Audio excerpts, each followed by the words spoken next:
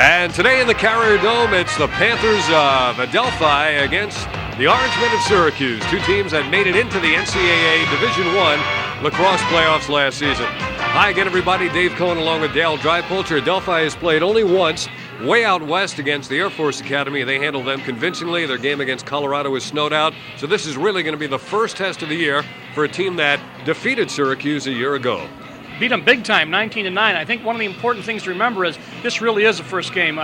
Out in Colorado, you're not getting much competition. I think it was more for the trip. So this is really a big game for Adelphi. And Syracuse, a couple of tough ones under their belt. I think they're going to be a little more on top of their game. As a matter of fact, in that game against Air Force, Adelphi coach Doc Doherty, Paul Doc Doherty, told me at one point his team was down 3 men. The officials thought there should be one more penalty. They came over to the bench and said, just pick one guy. You've got to be 4 men down. So that's the kind of game it was. Absolutely. I think it doesn't do much to tune you up for a game against Syracuse. But last year, Adelphi did defeat Syracuse 19-9, and one of the key men in that game was Sean Keenan.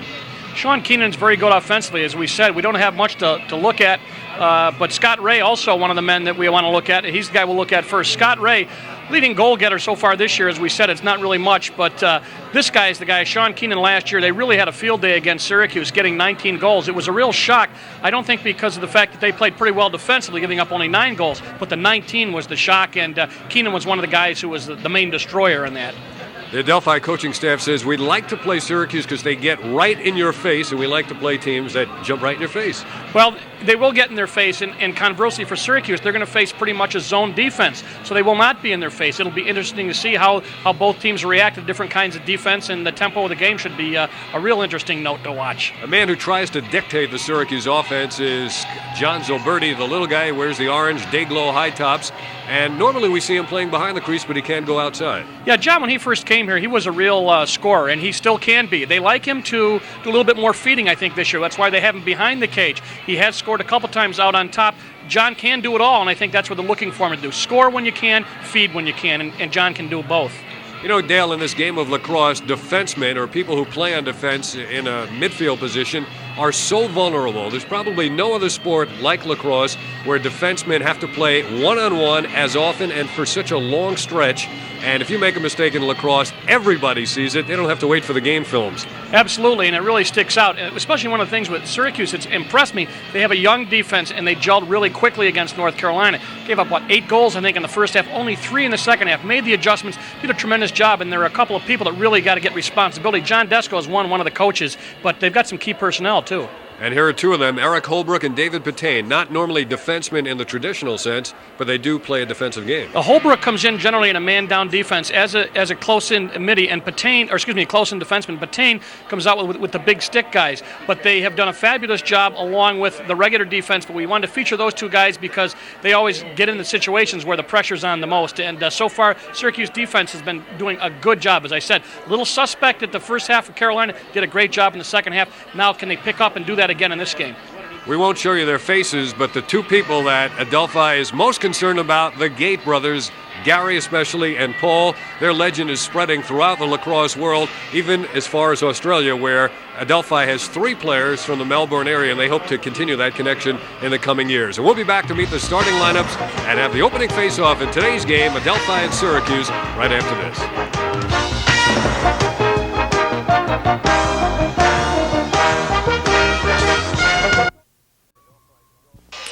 Here are the starting lineups today on the attack for Adelphi. Sean Keenan, a senior out of Kings Park. The brothers Scott and Jeff Ray. Scott the junior, Jeff the sophomore from Rocky Point, New York. The midfield of Gordon Purdie of Melbourne, Australia. Kieran McGowan, the monster man, 6'3", 228 from Mepham, New York. And the junior from Freeport, Greg Swopes. On the defense for Adelphi, left to right, Barry Greenberg, a junior out of Suffern. Mepham's Mike Teves. And Mike Romano, the junior out of Levittown, Long Island.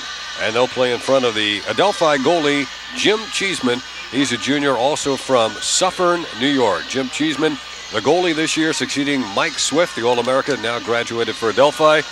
And for Syracuse on the attack, Jim Egan, a goal and an assist on the year. John Zilberti of Camillus with 2 and 7. Greg Burns, 3 goals, no assists, sophomore out of Janesville DeWitt.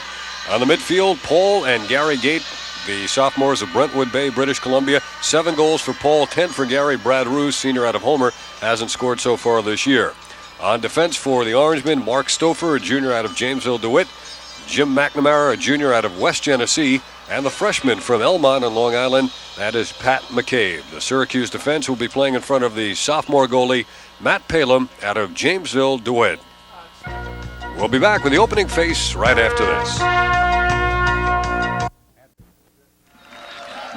Syracuse and Adelphi getting set to begin today's game. Roy Simmons on the left, the Syracuse head coach.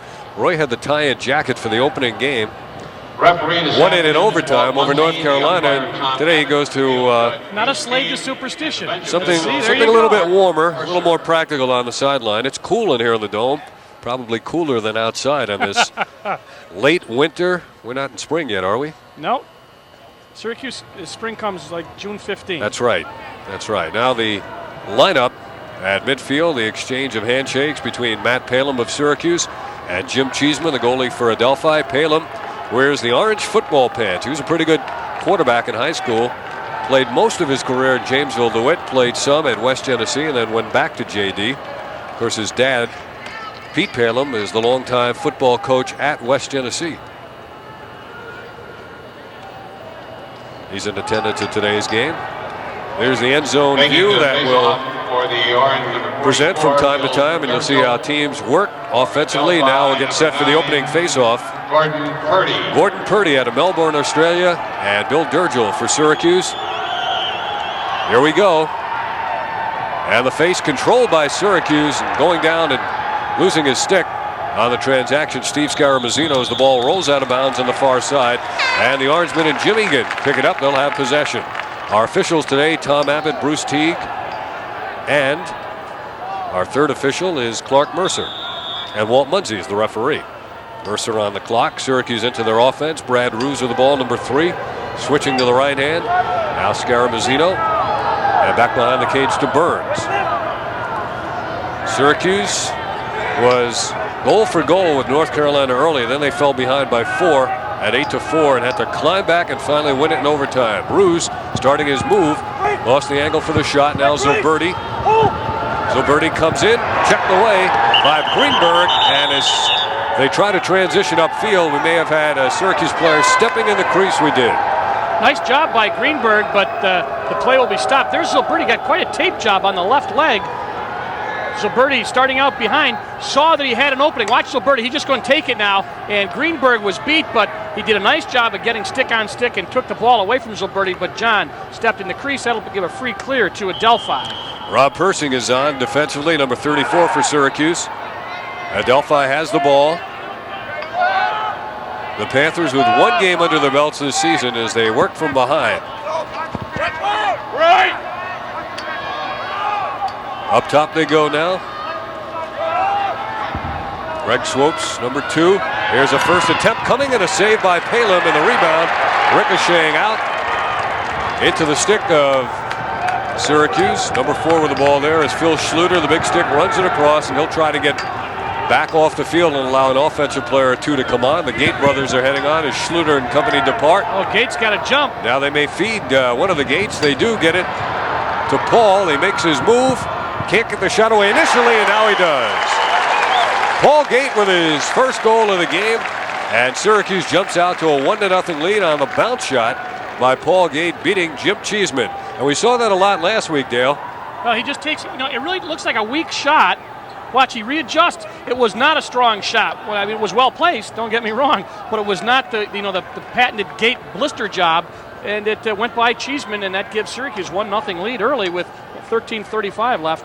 But as we pointed out, a short hop is a very difficult hop for a goalie to handle, and Paul Gate has his 8th goal of the year. For Syracuse, Paul Gate, unassisted. Syracuse goal, unassisted, number 19, Paul Gate. You may have heard no assist on the goal by Paul Gate. 1-0 Syracuse. Here's the face, Durgill and Purdie. Where's the socks down low? Does Purdie, out of Melbourne, Australia, has his legs cut out from under him by Durgill. Now he picks up the face.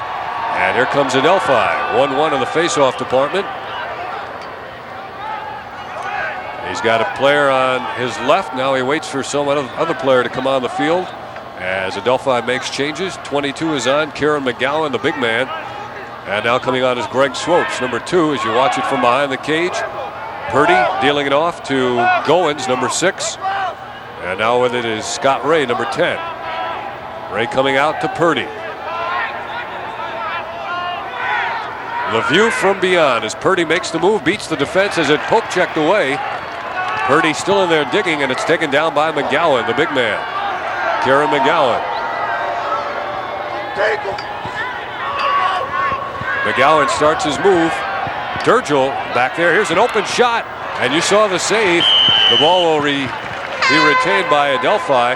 That looked like it was saved off the shaft of the stick.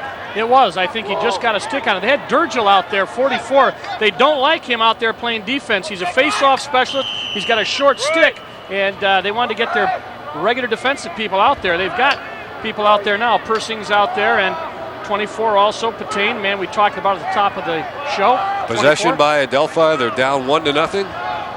Here's the defensive work. A little help from the goalie. Palin coming out. The net is open, but the ball is thrown out to the far side and lost out of bounds by Scott Ray. So pretty well-timed move by Matt Palin coming out of the net for the double team. Good gamble, absolutely right.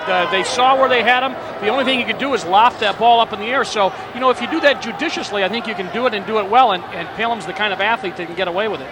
Glad you used that word athlete, because he probably is the best athlete that Syracuse has had in the nets in many, many years. He can play many sports. Earl Hall going to be forced back. He's going to have to redirect it back to Matt Palin. And here is Matt Palin now walking it up at the 25-yard line. The box. They got a three across clear. Now they're just breaking people down from the midfield line, but they're really not able to get away from now. They're zoning it off.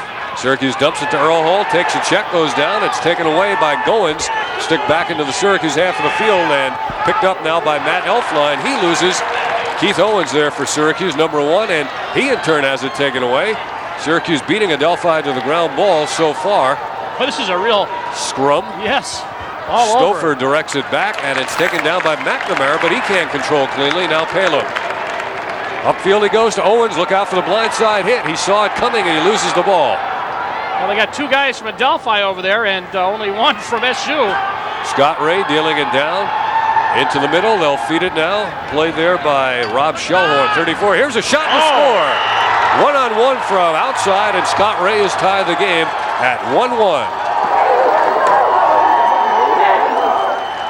Excellent job by Ray, because he didn't even set up to cock, and he just put that shot very, very quickly. They didn't get out on him, and he didn't wind up. He just took a very, very hard shot right by Matt Palin. Ties it up 1 apiece now. Scott Ray, who took 11 shots against the Air Force at 2 goals, has tied this game at 1-1, just 4 minutes into this contest.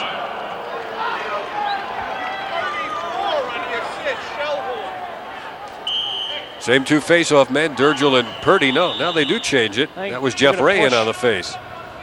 Step on the stick, yes. They got the Australian for putting his foot on the stick. So Purdie out of Box Hill Tech, if you're wondering, in Australia, Melbourne. On the Adelphi goal, add an assist to number 34. Gary Gate sending it now to Paul Gate, and behind they go to Greg Burns. Is back there along with Zilberti. Greg Burns, the sophomore. Big poke check as he comes up by Mike Teves, the sophomore defenseman. Burns spun free momentarily from the angle. Now Greenberg picks up the loose ball, hacked away by Gate. Very legal in this game of lacrosse. Taken away by Gary Gate. He feeds the crease. The shot, no shot. They never got it away. And the defense shoves Gate away from that loose ball. Syracuse's Burns trying to play it. He does. Burns gives it up. Far side. Weak pass. Taken by Paul Gate. He cranks. He shoots. It's wide. Zilberti was tied up with the goalie. Adelphi is going to get it. Zilberti with the golf shot. Absolutely. He said that nothing else I could do. There was no backup. But Romano was there for. There he is. Watch Gate. He's going to take the shot. There's the rebound. There's the shot again. And Jim Cheeseman, the diminutive goalie, back to play. Well, I guess he's not that small. Maybe the outfit he has on makes him look shorter than he is. He's 6 foot, 190 pounds. Yep.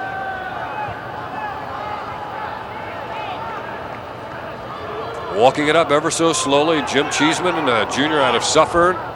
Syracuse is going to apply some pressure. Greenberg now nearly doubled. He dumps it off to Scott Ray. Fake going down the sideline, heading toward the middle of the field. And And he carries it across. He beat Rob Persing to come across. Now the chess match part of this game of lacrosse is Ray gives it up to Jack Huggard, senior out of Levittown, Long Island. Syracuse picking up man as they usually do.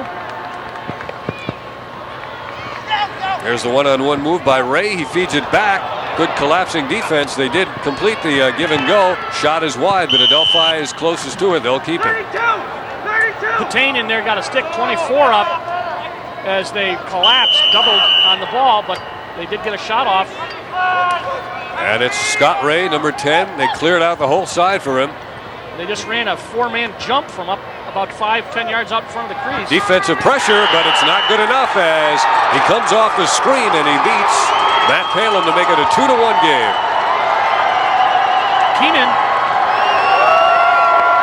Sean Keenan gets the goal.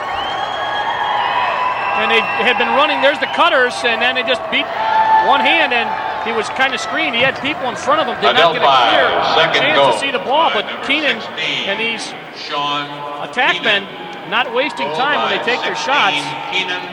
So Keenan and Ray now have scored, making it 2-1 for Adelphi. 9:14 left first quarter, back to the Purdie-Durgill matchup. That is the fourth goal of the year now for Sean Keenan. We told you about him before the game. He's from Ward Melville High School, perennial lacrosse power on Long Island. Durgill redirects it back to Palin. They are really putting pressure on the clear. Purdie is taking a run at Palin. They are not going to let him just make it an easy way to get the ball across. Owens has it now. Owens is being watched by Elfline. Owens with a good hesitation and an equally fine stick check. Earl Hall is dumped. Owens is pushed off.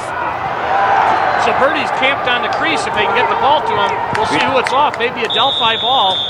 Peter Allen, number 15, was in pursuit. He took a hit, and Syracuse will keep it. Clock stops with 8:40 to go. Adelphi leading at 2-1. John Zilberti was on the crease. Those orange day-glow sneakers, Dave, kind of a beacon. They couldn't get the ball to him, but he was camped right up in front of Cheeseman. Sure makes it easy for us to spot him. Yeah, there he is with that heavily taped left leg. Last year he began the season slowly and was bothered much of the year by a blood problem. Now they send it to Burns, switching to his right hand, dealing it off to Zilberti. He had some daylight momentarily. Greenberg is out to guard him. They seem to be going man-to-man. They thought they might see more zone, Syracuse. Right now, you're right, Greenberg out. Owens has it now, played loosely by Elfline. Right in front is Earl Hall. He's being guarded by Mike Romano. They quick shot off the screen. And Cheeseman comes up with the save and the quick outlet now. And here comes Adelphi into the Syracuse end of the field. This is Goins carrying it all the way in, feeding the crease. It's loose. And a good defensive play. Did an Adelphi player step inside? Must yes. have.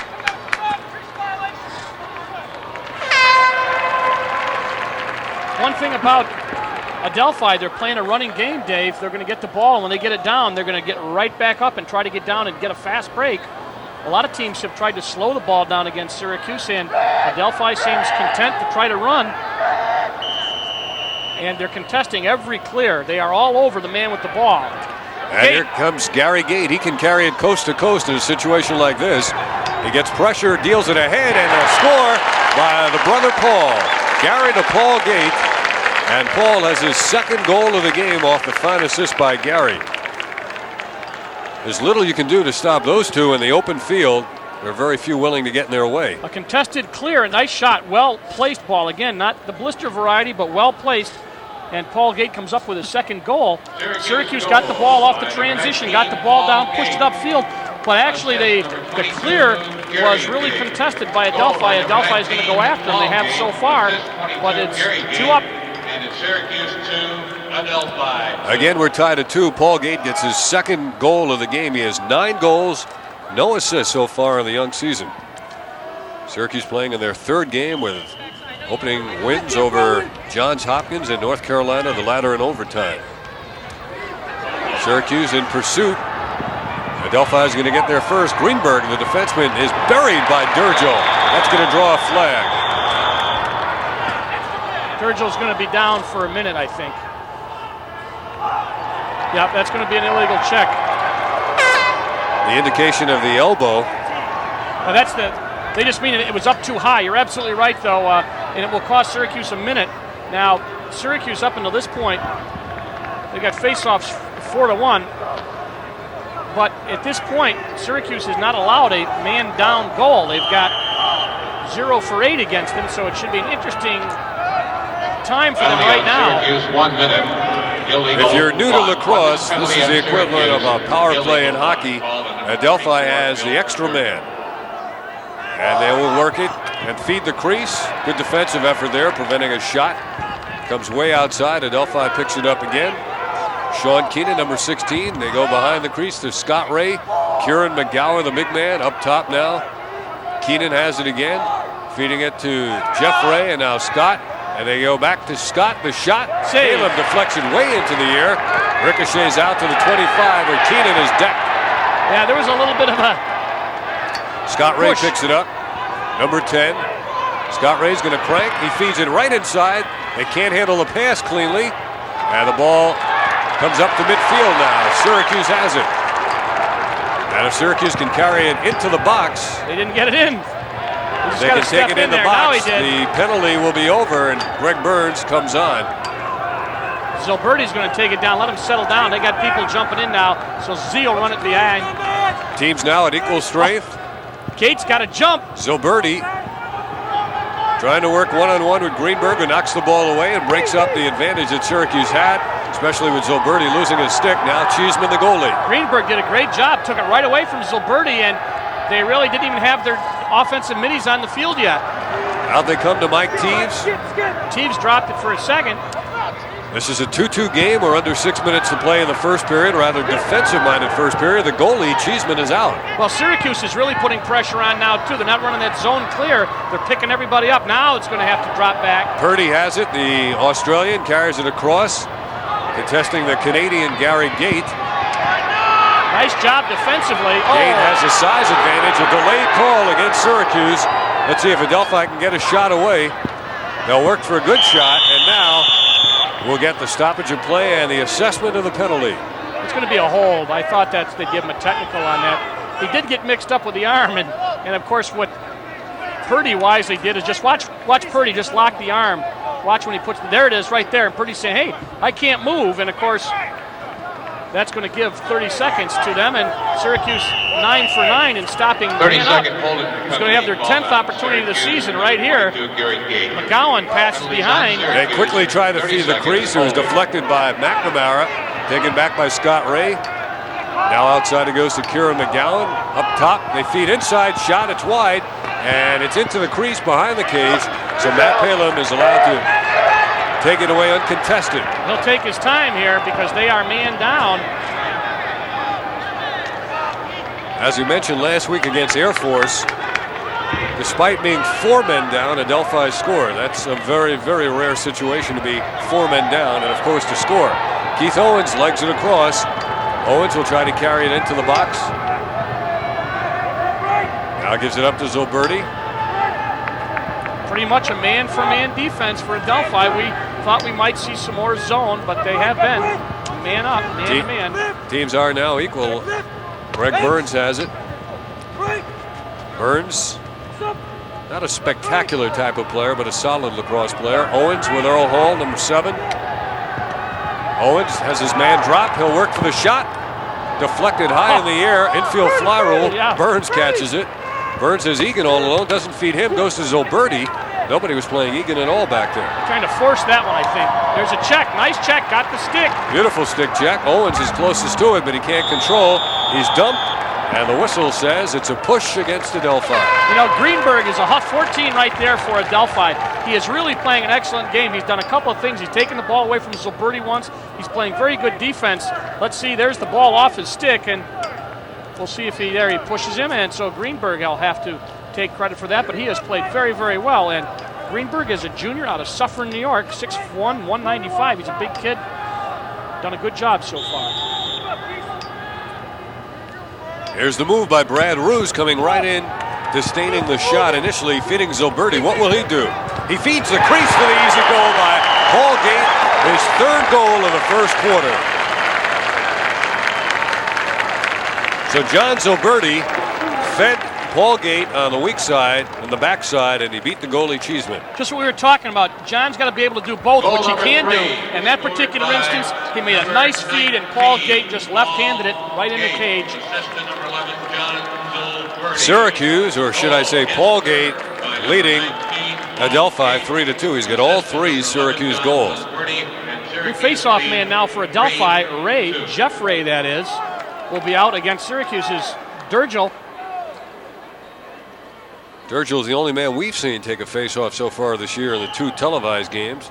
And Durgel wins this one, but he overruns it. Well, that'll go down to whoever comes up with it. It's not a face. Now it's a face-off. Gary Gate hustling back to get it. Gate beating Rowan Manning, another Australian, tried to feed Paul off the stick of Greg Burns, and he's able to save it as he tiptoes along the line.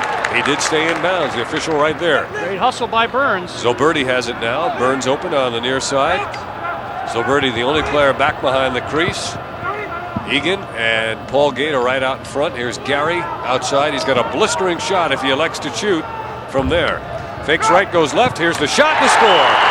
Again, he goes to the bounce shot, and it's 4-2. The Gates have all 4 goals. Greenberg jumped him, but too late, as Cheeseman got a point-blank hopper, and you'll see it from ground level. Goal number 4. Left-handed shot. None of the blister variety, but they got 5 between them, Dave. Gate. Excuse me, 4. By number 22, Gary Gate. Gary Gate has goal number 11 on the year. And Syracuse now into a 2-goal lead. Not a comfortable lead in this sport by any means. 3:14 to go in this first quarter. And a big problem here there because Adelphi just had 25 seconds to get set to play. They did not. And we will continue on with this quarter right now as Syracuse gets possession. Syracuse leading at 4-2. Keith Owens with the ball now for Syracuse. 3 minutes to go in the quarter. John Zoberti sending it back to Burns. Burns feeds the crease. Quick stick by Owens. And it's deflected back outside into the stick of Syracuse's Ricky Kramer on for the first time. Syracuse, Adelphi had 25 seconds to get set. They did not. That's why there was no face-off. Syracuse got possession on a delay. Procedural penalty, actually. Ricky Kramer outside now. Kramer, a new name to some Syracuse fans, a freshman out of Janesville DeWitt.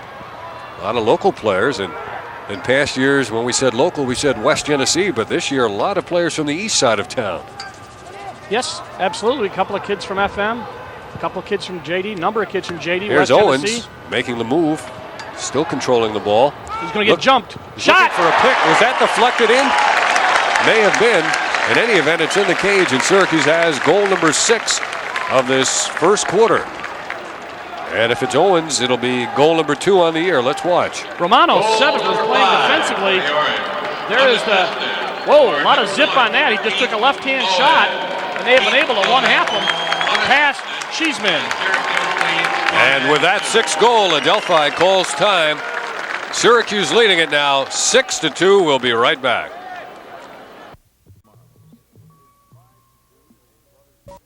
It is 5-2. The Brothers Gate getting the first 4 goals, and Keith Owens just now scoring for Syracuse.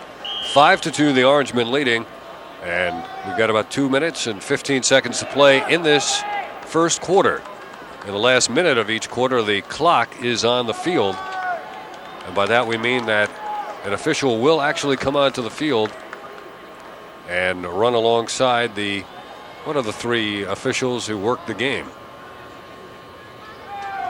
It's the same Purdie Durgel setup on the face again. Durgel, I think, has been particularly effective controlling the draw. Sometimes they'll lose the ball on to the wing, but Durgel has done a good job right there. And he wins this faceoff. He looks quicker this year. Yes, he does. Last year, many of the faceoffs seem interminable. You know, I think they have him listed at about 9 pounds lighter than last year, but he looks very, very good. Gary Gate has it. He certainly is quick and deceptively so. Watch this as he waltzes in, and the save made by Cheeseman. Took a little off that shot. Yes, he did. And the battle line at midfield now. McNamara, nice job there. McNamara battling, and there was Jeff Ray, and Brother Scott picks it up. Being pursued by 2 white shirts. Nobody coming in front of him. Right in front of the net, Stouffer was playing the man in the crease. And here comes McNamara with the ball now, coming out. Minute and a half to go, first quarter. Now it's Gate with the ball. Paul Gate feeding it in close to Zilberti. He fakes, shoots, scores! And now Syracuse has goal number 6 as they transition beautifully upfield. Well, you know, you talk about Lacrosse. Gate just ran down to play defense, got the ball, turned around, ran all the way back up the field and found that man, John Zilberti, open. And, boy, you talk about the ability to run. Those guys, those midfielders, and especially Gate. But John Zilberti did a perfect job of placing the ball past Cheeseman. There was not much of an angle, Dave. You know, I had to do a double take because there was Gate all the way down at the other end of the field playing defensively. And for a few seconds, I just couldn't believe my eyes that he was the man feeding John Zilberti. Right back up at you, and that's what a midfielder has to do. They run and run and run. You talk about a sport where you've got to be in shape. Yep. This is it. Here's Purdie winning the face. Will he shoot? He feeds high. Beautiful feed. And Adelphi answers back the goal by Adelphi, Sean Keenan. That was just a beautiful individual effort by the face-off man, Gordon Purdie, who had the awareness to feed the crease, and he fed Keenan high. Well, you're right, because he got the ball. Look, he's in full stride, and he's looking, and then he sees right there on the crease. Now, I'm sure that John Desko and the coach will say, look, you've got to be able to stay there. You know, you've got to be able to cover the man on the crease. Don't worry about the guy coming down, but you got to make a decision, and he did a nice job of passing the ball off to Keenan. And that's almost the Lacrosse equivalent of the alley-oop, because he split the two defenders right at the crease, and then he just had to flick it by Matt Palem. 6-3, pretty good Lacrosse game, and a delay of game signal against Syracuse. That's withholding the ball from play. Durgell held the ball, he clamped it, but he's going to say withheld it from play. So that's as good as a face-off for Adelphi, and they're back up to about 4 to 4 face-offs. We'll see. Watch the clamp. Watch him clamp the ball. See, now the ball's clamped right there, but they said he withheld it from play. I don't know how long you can withhold it. Using his strength on that clamp, and the official Walt Munsey didn't buy his argument. Down to a minute to go in this first quarter. Adelphi would like to get one more goal and regain some of the momentum that has gone Syracuse's way. Swopes gets the pick. Can't get a shot away off of that. Scaramuzzino is on now along with Patain. Here is Purdie. You see the time remaining in the first quarter in a 6-3 Lacrosse game. These games tend to run very long in the Dome because the field is flat and balls run out of bounds. Stops the clock repeatedly. Kieran McGowan. He's a big kid. Well, he towers over everybody. He may be the biggest Lacrosse player we'll see all year. 230-pounder. He's going one-on-one. And the flag was saved, but Adelphi is going to get it back with 25 seconds. They're going to get Patain, I believe, for a hold. Rob Persing.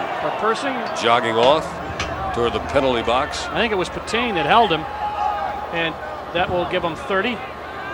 Let's see. That's Persing. That's Persing. That was the hold. You can't. 30 seconds. Can't hold him with that stick. You can't hold him with the stick like that. 34, Rob Persing. Oh, man down again. Syracuse, third opportunity, I think, for Adelphi this game, or excuse me, so far this half. This is the last 10 seconds of the first quarter. Will they try for a shot now? Well, they will, and they'll retain possession with 5 seconds. Now, what they'll want to do now is probably hold on to the ball, because in a man-down situation, they'll get the ball without a face-off to start the next quarter. And that's exactly what will happen. And they do run the clock out. They'll have it to begin the second quarter, but at the end of one, Syracuse leads Adelphi 6-3. We'll be right back.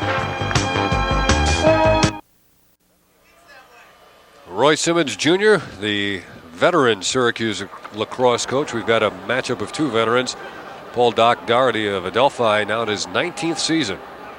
You know, you don't hear that in many other sports, Dave, basketball or football. Generally, you know, you get axed if you don't win the big ones all the time, but lacrosse is a little different. Kind of a different kind of sport with different kinds of people, and it's nice to see guys be able to be around that long. Now they're going to make some adjustments here on the cage.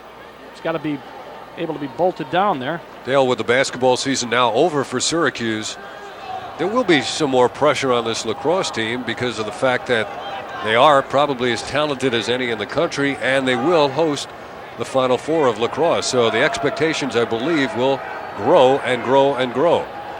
You're absolutely right. And while we check this, let's just check this man up here because we've got McCowan right on the crease at 6'4", doing some pushing and shoving. They're going to try to screen, and now they're even. Now teams at equal strength. Keenan tried to enter the slot. He had it knocked away. Sandwich job against Persing. The ball comes free. Regained by Jeffrey. A bounce feed to Purdie. Purdie dealing in the slot. Shot saved by Palin. Stouffer gets it back to Palin. Good job by the defense. Now the big sticks controlling it. Adelphi will relax the pressure and drop back toward the offensive half of the field. I didn't think they would do, although that was kind of a transition game. There's the ball down. Losing it to Keenan. It's a 2-on-4, and the numbers aren't right, so Adelphi is going to slow it down. They want to get their offensive middle. They just put their defensive men on. But, I noticed in the game that we did before against Carolina, Syracuse a little problem clearing the ball defensively, and I think that's why Adelphi wanted to put pressure on him. Double now on Purdie. Purdie sending it back. Here's a low shot by Goins. Trapped initially by Palin, and now here comes McNamara. Dealing it off. Up ahead he goes. There was a good job. McNamara hit the open man. Gary Gate feeds Paul. He's down the slot. A beautiful behind-the-back pass, and the shot was wide. You think those guys live together? They knew that was coming. They may be the only two people here who knew that was coming. Right. Here, Paul. I'll get you back, Gary. There you go, right? Woo. You see that behind the back a lot in shots on goal as a man is coming across the crease, but you don't see too many passes like that. Here's behind the back attempt by Burns, as we mentioned it there. His stick was on the left side and he was moving left. He had no choice. Yeah, you're right. That was not a hot dog move at all. It was a good shot. There's the quarter stats. Pretty even in terms of shots. Saves, Syracuse up by a couple. Ground balls, 17. That's sometimes a misleading statistic. Face-off 7-3 and clear is 9-4, but the ground ball a little bit misleading because Syracuse has not had any problems. Minute and a half into the second quarter, Brad Ruse outside. Brad is the senior out of Homer, New York. Homer located about 40 miles south of Syracuse. Syracuse having trouble getting the offense started. It's knocked out of bounds by Adelphi. Greenberg again, I believe, knocked the ball down. Barry Greenberg, and along with Teves, playing well defensively for Adelphi. Now John Zilberti feeding the crease. Tough angle, had it been handled. Ruse back up top to get it. Goins giving ground as Ruse fakes the crank. Dealing it back to Zilberti. Into your picture now. And Burns. Burns feeds the crease. It's beyond the grasp of Paul Gate, rolling into the penalty box and out of bounds. I was going to say, it wasn't a shot, it will be a pass. They had a jump. Gate was open on the crease, but they couldn't handle the pass.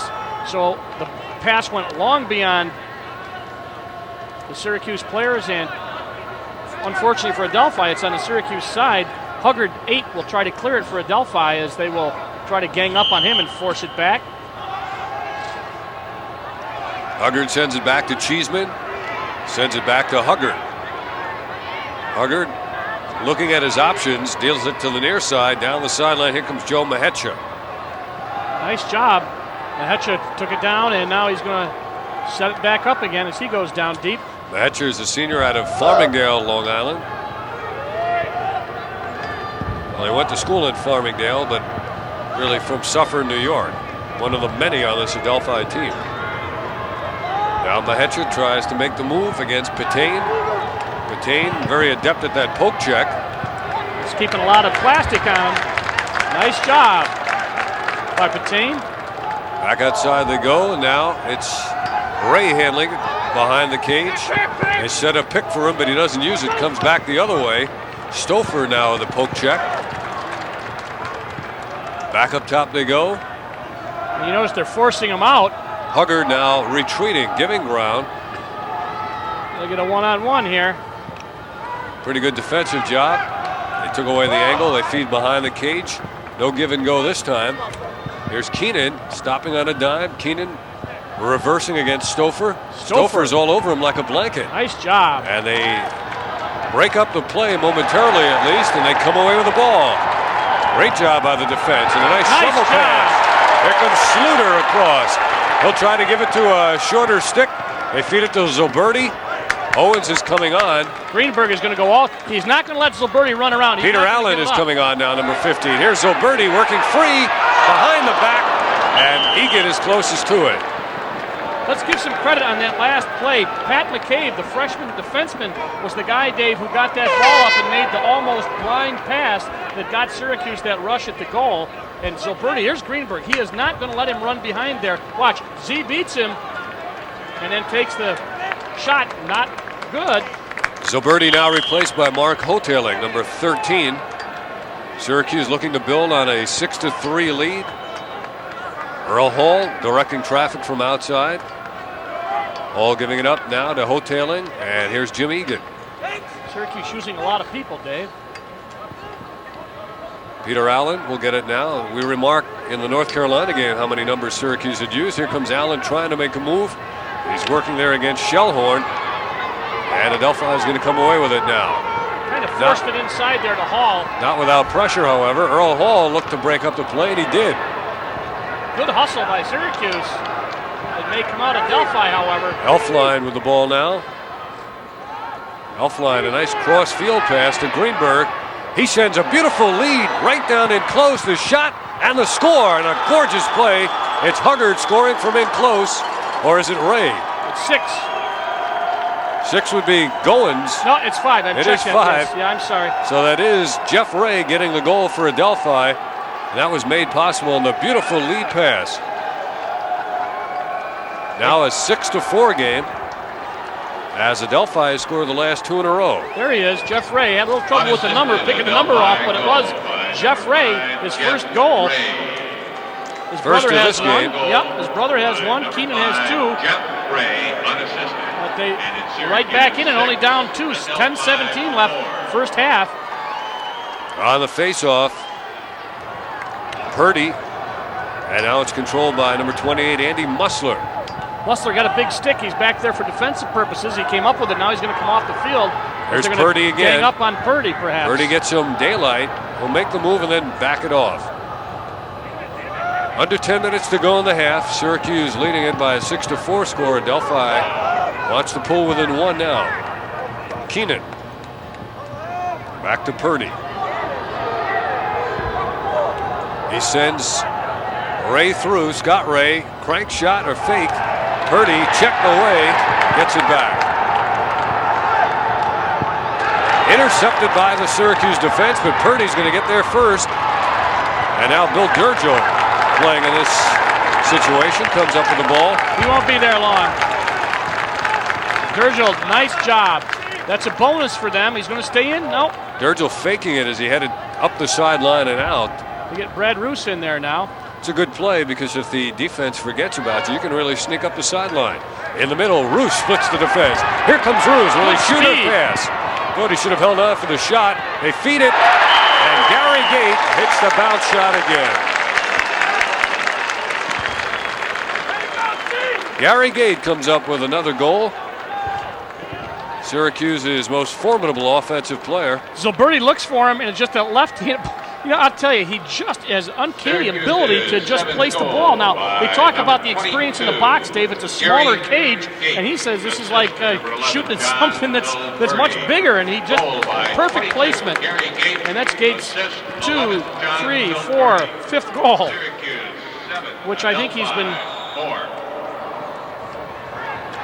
Paul Gate had the first 3 goals for right. Syracuse. Check that. Gary's got 2 now. They do look alike.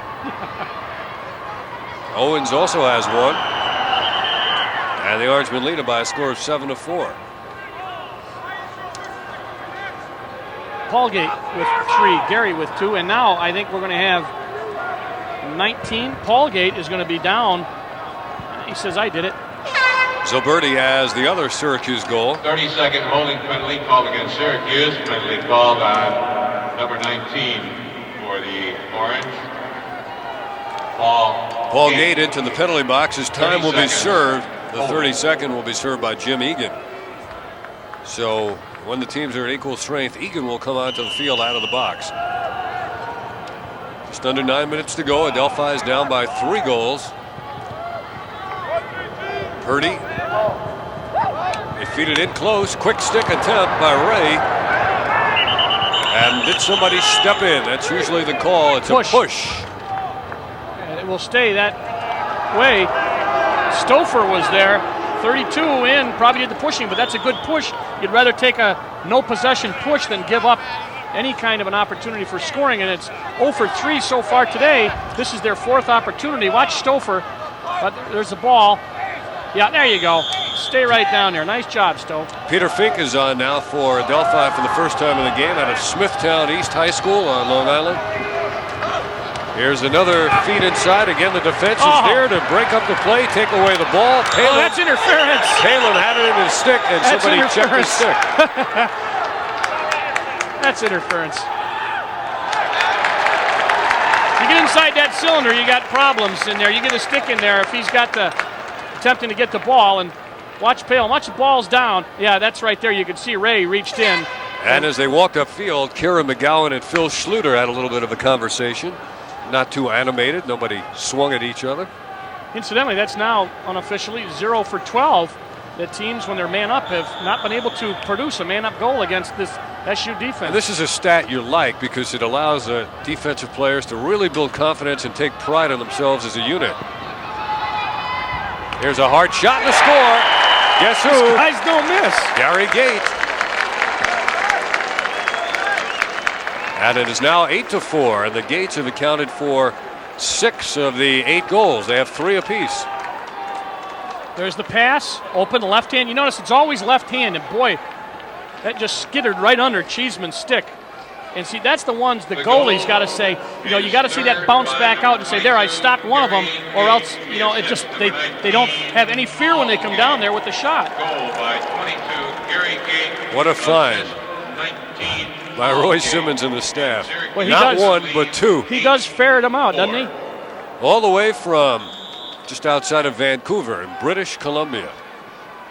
Doc Doherty, the Adelphi coach, found the Australians. He found one of them at the World Lacrosse Games in Toronto a couple of years ago, and they brought a few other players with them. Owens fires. Cheeseman saves, tries to rake it in, and he does. Now he outlets it quickly. Intercepted, taken away by the Orangeman. Coming up there is Rodney Dumpson seeing time. Rodney Dumpson. Sophomore out of Port Washington on Long Island, and that was a timely grab, wasn't it, Dave? Certainly was. He looks like he's really got some legs and can cover some ground. Zoberti behind the cage. You got to like all the numbers that Roy Simmons is able to use. Good defensive play. Syracuse was smothered there. Hoteling still on the ground. I don't know. Yeah, they called it. Yeah, he was holding Hoteling on the ground. And that Teves is the guy who got called for it. But he'd have had a pin in wrestling, but yeah, that's right. There's a stick save or a foot. I didn't see which one Cheeseman got on it, but watch. There he is right in front of the cage. He's still stepping on him. Gee, I can't get up. He's got a hold of my leg. So that's a hold. Could be costly because Syracuse gets it back. Possession is so valuable in this game of lacrosse. Here's Zoberti with the Orangemen leading at 8-4. He makes the move. He's free. He scores. And that'll wipe out the penalty, or will they still assess it? If it's a hold, if it's a 30-second, it'll be wiped out. If it's a personal, it's wiped out. Yep. So even though he was being fouled in the process, he gets the goal, and Adelphi wants timeout. I believe it's Greenberg. He just beats. There's the hold right there. You see his head go backwards? Oh, he wrapped it around him into the cage. All right. 9-4 is the score. We've got a timeout. A lot of time to play in this first half. 9-4 is the score. When a relief pitcher comes in baseball, he has the opportunity to throw in the bullpen for a couple of minutes. Chris Mara is going to be the new Adelphi goalie, and he's taken 7 shots during the timeout. And he is a freshman as well. 6 foot, 166 pounds, and that's a situation where sometimes you don't like to be put in. Now, in talking about Cheeseman with some of the Adelphi people, they kind of compared him to Palin. They said he played very well last year. 3 or 4 games got hurt. They expected big things of him, but they're giving him a break early today because he has given up 9 goals with 7:08 left in the first half. So Mara gets the chance now to earn his right to be on the Adelphi team. And Mara is out of Concord, Mass, where they watch on New England Sports Network. Hey, all right, Concord, Mass. 9-4 is the score. And the Orangemen have dominated the faceoffs as well as the scoring in this game. You notice both of the wingmen for Adelphi have long sticks, and you'll see that long stick up there at the top. So defensive purposes, if they lose the faceoff, they got their big sticks out there. And now what they'll do is try to get the big sticks off as Purdie runs down the sideline and will try to hold off until he can get his offensive in, and they do. And the big man comes on, Kieran McGowan, number 22. Adelphi's down 9-4. They can't afford to squander too many opportunities. Syracuse has dominated all phases of this game.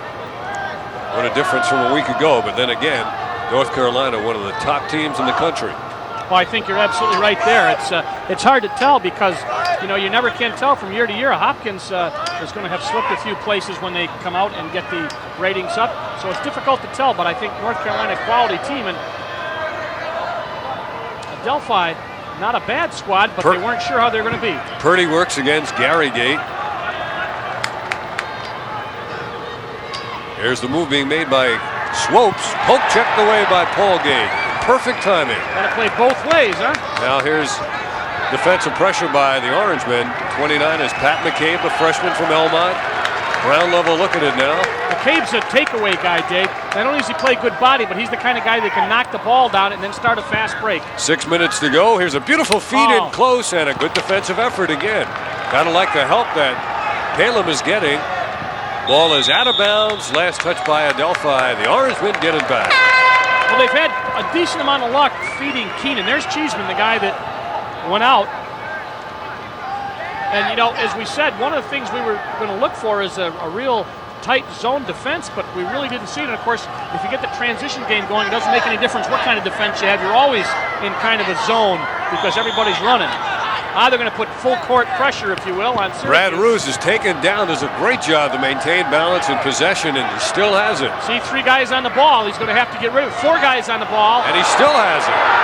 And there's got to be somebody open. In the middle he goes to Gary Gate. He can outrun the defense, dribbles it a time or two, gets it back, and now Ruse. This is a new segment of the game here. This is going to be off Syracuse. And it's knocked out of bounds. Last touch by Ruse. Philosophy here for Adelphi is we can't sit back and let this continue. Let's go after the ball. Let's put pressure on them. And wherever the ball is, let's put 2 or 3 guys in brown shirts and try to get it down and get a ground ball. Adelphi said they like Syracuse being up in their face. They've been in their face and in their nets. Yes, they have. 9-4 with 5:20 to go in this first half. Chris Mara, the new goalie, is in. Well, they've got 5 guys back there to help him. Now they still have 5 in back of the midfield line. Long pass. Ray trying to use a screen by Huggard at midfield. Ray legs it across. Persing loses his stick. That may give Ray an opportunity. That's tough to do, to go right and throw back left on the pass. And Adelphi is not going to be able to save it. It's a good way to get some carpet burns, too. And the game really has now gone between the restraining lines, up and back, and it will really change some strategy here. We'll see if they go after Syracuse as aggressively as they have. There's Coach Doherty from Adelphi. Another pretty good crowd on hand for this afternoon game. Syracuse and Adelphi here in the Carrier Dome. Almost exclusively, they're seated on the near side of the field. Owens makes his move. Owens against Elfline, changing directions nicely. Jumping quickly. See how quickly they're jumping now? Double team on Owens. Yep. He has it knocked away. But back to play it alertly is Earl Hall. He's got an avenue. He's going to crank and fire and score. Great reaction by Earl Hall. Earl, the junior out of Liverpool High School, and he gets the goal. Boy, is he a happy man. Well, that's what's going to happen. You create unsettled situations.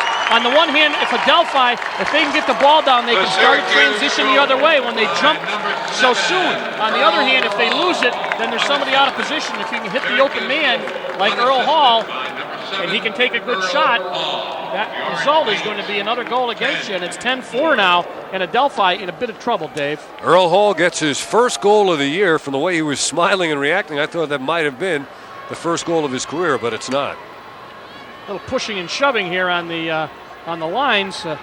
It's the third goal of his career. He had one in '86, one in '87. And the faceoff belongs to the Orangemen initially. No. Taken away now by Adelphi. That's Chris Rowe out of Henninger High School, a local kid. Nobody was in the cage, but the defense rises to the occasion again. What a job by McCabe. McCabe However, did it. Oh. Purdie picks it up, shoots, score. And it was McCabe in playing goalie, I believe. Matt Palem was not there when Purdie got the shot off. 10-5 is the score as Purdie gets the goal. There's Palem outside, and there's McCabe with a save. He knocked it down. Now he gets it back to Matt. Now Matt gets it out to the side, but it was deflected. He was looking for an interference. Yeah, that's what he was arguing because his stick was hit while he was in the crease. Gordon Purdie, unassisted goal for So it goes as the unassisted goal, 10-5. This crowd is very vocal and very aware of the rules and the sophistication in this game, and they're getting on the officials pretty good. Oh, that's standard operating procedure. I used to officiate. You feel naked if somebody doesn't yell at you. Dumpson in pursuit. We said he's got some pretty good legs, and he runs down that one. Here he is, feeding it to Kramer. Kramer going to the left hand. He scores!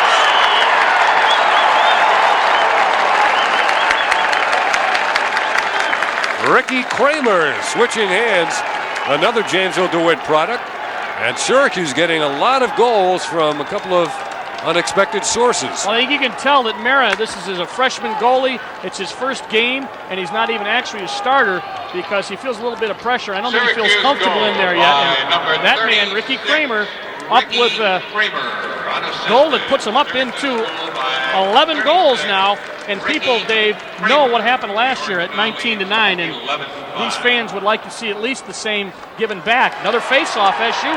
Durgill wins it. Ricky Kramer wasn't here a year ago. He may have seen that game, or at least heard about the score, I'm sure. Here's Kramer again, feeding it to Zoberni. He tried the backhander, and he was knocked into the crease. He was really clobbered. But they say he got in there on his own. Oh yeah, you can be pushed if you're legally pushed in the crease, and Teves apparently pushed him in illegally. At least that's how they called it. They're going to switch goalies again. Cheeseman's coming in, and Mara. Yeah, I think that he was turning. You know, if you turn, you get hit in the back. That's your own fault. I'm sure John didn't realize that he was turning. He was going to get hit, but that was a good call. So Cheeseman got some relief. And now Syracuse leading 11-5, continuing to apply pressure. Burns against Greenberg. Burns takes it away. Crowd is loving the all-out hustle by the Orangemen. This is a different kind of Syracuse team. They really are. You know, people have been used to people they've seen for the last 3 or 4 years. It's a lot different. The names are different, and I think we're going to see a little bit different defense, I thought, last week, but it's still the same run-and-gun team, Dave. It's the philosophy of the coach. That's the way he likes to play. But it is a team that is willing to contest all over the field. Oh, absolutely. They have been tested well the first 2 games with Hopkins and Carolina, so Coach Simmons will never let them start out easy, and I think it helps them in the long run. Palem comes way out to contest the receiver, and Palem comes up with it. He can go a long way if he chooses. Dribbles it upfield. Has his man there at midfield. Scarmazzino overshoots Schluter. Ball bounces right by John Desko. There's Steve, number 23. Desko is not a happy man, is he? Well, he doesn't like. I think he works a lot with the defense in the clearing aspects, and I don't think he felt that was probably their best effort in trying to clear the ball. Especially when he almost gets hit by it. That's right. Roy Simmons, the strong silent type there. Desko, more vocal by a long shot. Down to 2:40 to go in the first half. Huggard has it. He's going to give it up to Ray. Scott Ray, number 10. Kind of a spread offense here by Adelphi. Let's see if they want to create a one-on-one situation. That's exactly what's happening. Well, they're looking. There's Stouffer. Keenan puts the shot. May have been kicked saved out of there by Palem. Out of bounds, and the Orangemen get it. You know, that's a very important save. Not because of the fact that, it made it 11-6, but I think each game and each situation, Matt is getting more confident, and he's doing things right. He's stepping the right way. He's got his stick in the right position, and he knows right there. He's following, steps out, follows up with the stick, kicks over with the left leg. I mean, he's getting down and getting his position down, I think. He only played really 3 or 4 games last year, so he's not that experienced. 2 minutes and 10 seconds to go. McCabe, the freshman, sending it back. They put it in the shore stick of Gary Gate, a man who could leg it all the way upfield himself if he so desires. And Adelphi is going to put a 10-on ride. They're going to go all over. They're going to cover everybody. Well, now they're going to zone at the midfield. Nothing to lose at this point. If you can pick up the ball and get a quick, cheap goal, why not? Absolutely. You're going to create things. Similar to a full-court press in basketball, here comes Gary Gate. He could be the Sherman Douglas of this team. He can just hold it for the last shot himself. Get it down to the attack. Now Burns and Zilberti with a minute and a half to go. Up top they go to Gate. And now Brad Ruse. See how long they can maintain possession. Adelphi does not want to make a mistake, so they're not really pressuring Syracuse. They're playing very defensive, but not aggressively on defense. You know what they're doing? They're covering the cutter. You can see right there. There's a good shot, guys. They're covering all the guys without the ball. They're playing good defense away from the ball. Now they're going to jump when they... Gate tried to hit his brother Paul, and on the mistake, Adelphi does get it back. The Panthers lose control of the ball near the far side, but they regain it there. We're down to 50 seconds to go. Adelphi is going to be content not to give up another goal. Zilberti is checked. And we get a timeout taken by Syracuse. You say it must have been a timeout by Coach Simmons. Good timeout. Perfect time. Syracuse time. As they 42 seconds remaining in the first take a break here. One thing I was going to say, Adelphi was playing very aggressively, covering everybody, all the cutters, and then when they got in a situation where they could jump the ball, they did. Unfortunately for them, it didn't work out, and Syracuse got the ball back. Good timeout, Dave. They're right down a position now. Take that last shot. And the Syracuse Orangemen will be back in action right here at the Carrier Dome in just a matter of days when they host Cortland. Then they'll have two more consecutive home games against Army and Brown. They don't have to go on the road until early April when they travel to Hofstra, and then they come back to face Cortland or face Hobart. The next game coming up will be the Red Dragons of Cortland State against the Syracuse Orangemen. It's been an interesting game the last couple of years. Syracuse obviously a tad stronger at Division I than Division III Cortland, but it's always a good game. Speaking of the coaches and the coaching staff, I want to mention Kevin Donahue, a new coach for Syracuse. The name obviously very familiar to Central New York lacrosse fans. He is working with Durgel on faceoffs and other things, but I think that is one of his specialties, and obviously he has been, so there he is right there, successful at that, and Syracuse knows that that's an important part of the game, and Kevin Donahue.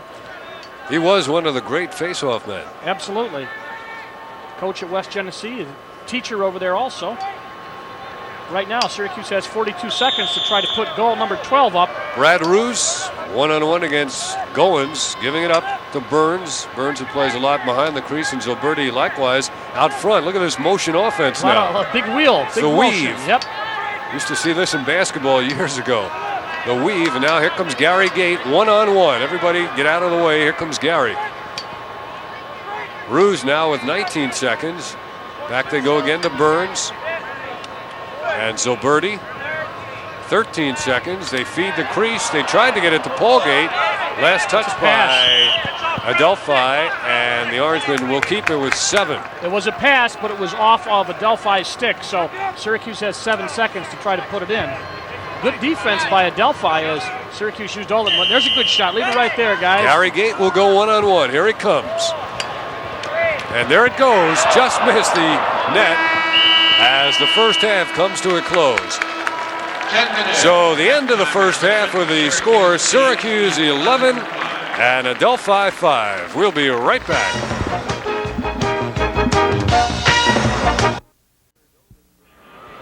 Halftime in the Carrier Dome, it's been all Syracuse, 11-5 over the Adelphi Panthers.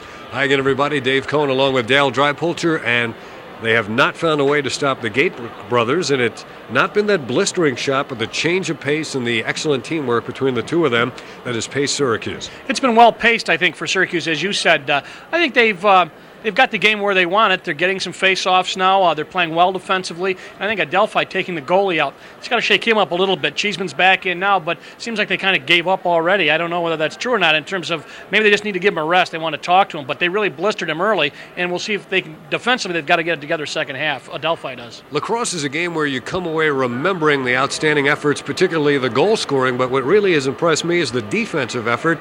when Matt Palin was out of the nets, there was the freshman Pat McCabe in the nets to make the save. They're really hustling, and there's a lot of new faces out there for Syracuse. I said last week it was going to take them a while to gel defensively.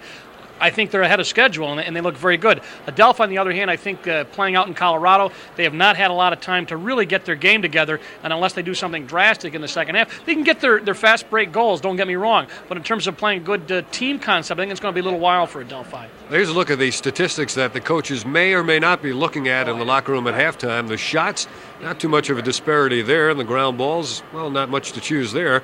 Clears and face-offs. Well, that's the thing. Syracuse is starting to pick up on the face-offs, but it's the question of ground balls. Are they key ground balls? You can drop it and pick it up, and it really doesn't make a whole heck of a lot of difference. I think Syracuse obviously is playing better lacrosse, and the gate's a big difference. They take the shots, they don't get stopped. I don't think they've missed any. That's the thing. That really is the key, because they take the shots, and they're all good shots, and both of them have shown the ability to put that bounce shot right in front of the goalie. Normally, goalies like to play on this artificial turf because you get a true and accurate bounce each and every time as compared to the ball skipping and sliding on the dirt field, but they haven't been able to stop them. No mud or anything like that, and you're absolutely right. And they have not really been putting the blistering shots in. It's the well-placed shots, so that's even more impressive, I think. We'll be back with the second half face-off right after these words.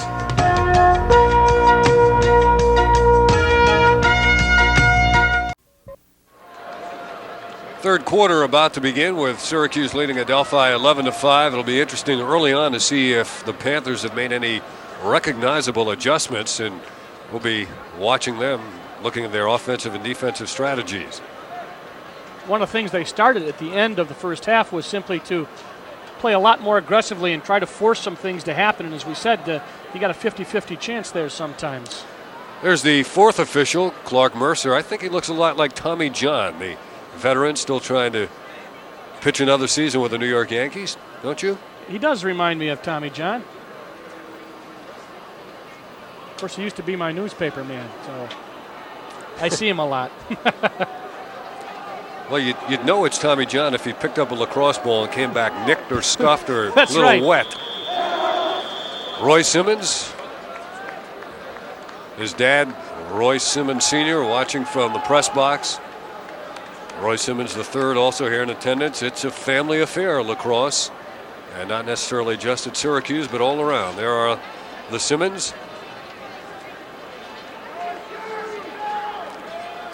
And the third quarter about to begin. Bill Durgill to face off for the Orangemen. He's number 44 in white. And Gordon Purdie, number 9 for the Panthers of Adelphi.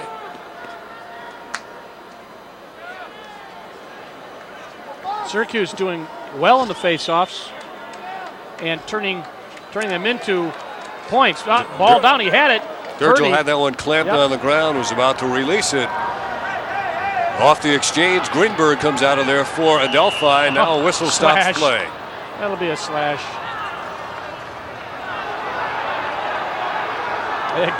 Gary Gate bounced a piece of fiberglass off the shoulder of an Adelphi player. Fourth man up situation, fifth man up, I believe. 1 minute penalty on Syracuse slashing. Is there a wooden stick left in existence? Nah, they break too easily. Well, I tell you though, when you got hit with a wooden stick, you knew it. If somebody poke checked you with one of those big old wooden sticks, you felt it all the way through your body. Yeah, they were not hollow. No, they were not. Now Adelphi, the man-up situation. They get it to Kieran McGowan. They feed it in close. The return comes out to Purdie. He rifles it home. Matt Palin looking back, wondering what happened to that shot. It's in the nets. That will be the first man-up goal, man-down goal, I should say, given up by Syracuse this season. That's 1 for 13 for the opposition. Pretty fair percentage. Absolutely. That's one of the reasons why I think Syracuse is doing well. As you get a look at the stick construction, a lot of fiberglass, a lot of mesh. That's the only wood right there. Adelphi goal. People, you see a lot of aluminum. There's the aluminum underneath it. Goal for Adelphi by number 9, Gordon Purdie, unassisted. We're going to get a look at Purdie's stick. He might have a wooden stick. Syracuse 11, Adelphi 6. Purdie on the face-off going down, and the ball comes loose, and Durgill digs it out. Durgill, will he shoot? No, he gives it up. And Syracuse can't get a shot. It's loose, heading to the near sideline and out. a little bit sloppy there. Jimmy Egan looked to Gate, to number 19, Paul Gate, but the pass wasn't there. So after that face-off, it goes for naught. See, that's why a face-off can be a misleading statistic, Dave. If you come up with it and then you do that through the whole game, it really doesn't do much to get the face-off. But Syracuse has, as I said, been doing a good job. And a couple of times that Adelphi has done things, it's been fast breaks off of a face-off. Syracuse still Cheeseman is the goalie. He was the starter, then removed in the second quarter. He's back in now. Net is empty, and it rebounded and ricocheted off of Scott Ray, and he just saves it along the back line. They're trying to shove him out, and they are pretty successful. They come away with the ball. Goalie was out of the cage, and now Purdie, dribbling it near midfield, comes up with it.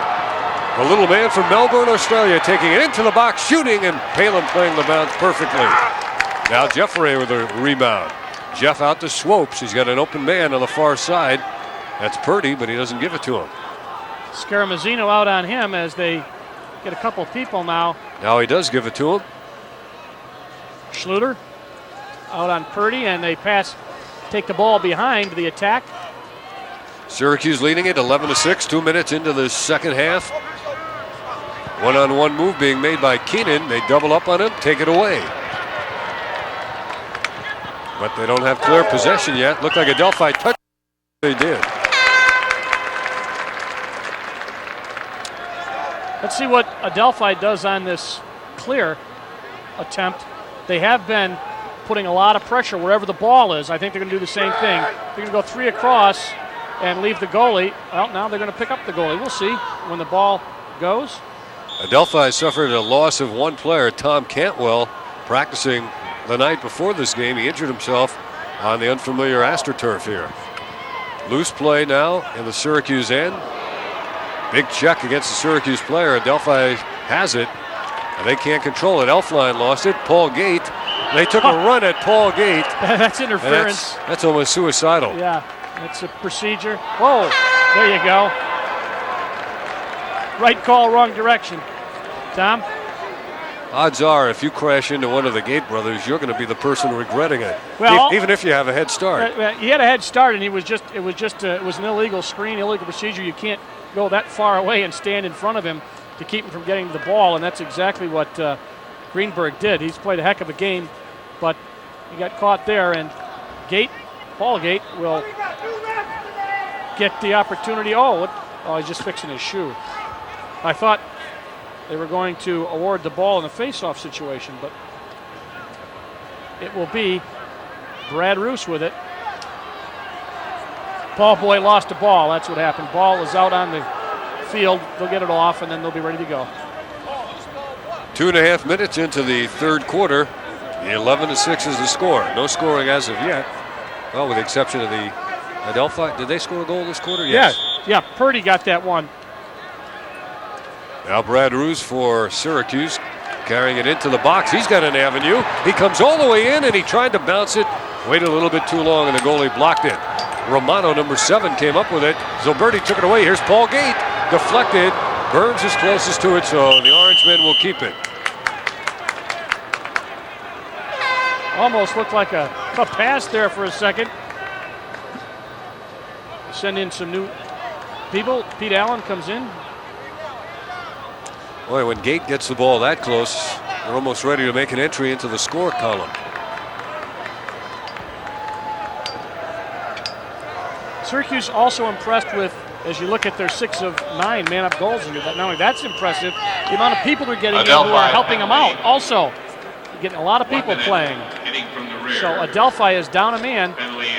Earl Hall back to Zilberti. Quick stick, and it's over the top of the cage. That is a shot, and Zilberti gets there quickest, so the Orange retain. Good hustle by John Zilberti. They tried to quick stick. There was the pass. Watch the quick stick miss, and there's Zilberti. Hustles to keep the ball for Syracuse. Back we come. And again, the motion offense. Here's Zilberti scoring. They inverted the offense and put Zilberti from behind the cage out front. He scores the second goal of the game, and it's now 12-6. Well, we've seen him used as a feeder. We've also seen him score. Watch as they come around from behind. There's the shot. Well, we got it just at the end. There's John Zilberti, the West Genesee. Last year, as you said, had a problem with blood circulation in his left arm, and now he's pretty well taped up, but didn't stop him from getting his third goal. Dale, this appears to be a much more unpredictable Syracuse team and a more versatile team. You get a lot of scoring and a lot of different combinations and situations. I like the combination part because I think you're right. There's a lot of different people doing a lot of different things, and I think that Coach Simmons is able to use it a little bit more and do some different things in terms of combinations of people. And that man right there, I think, has been super. 12 out of 20 face-offs.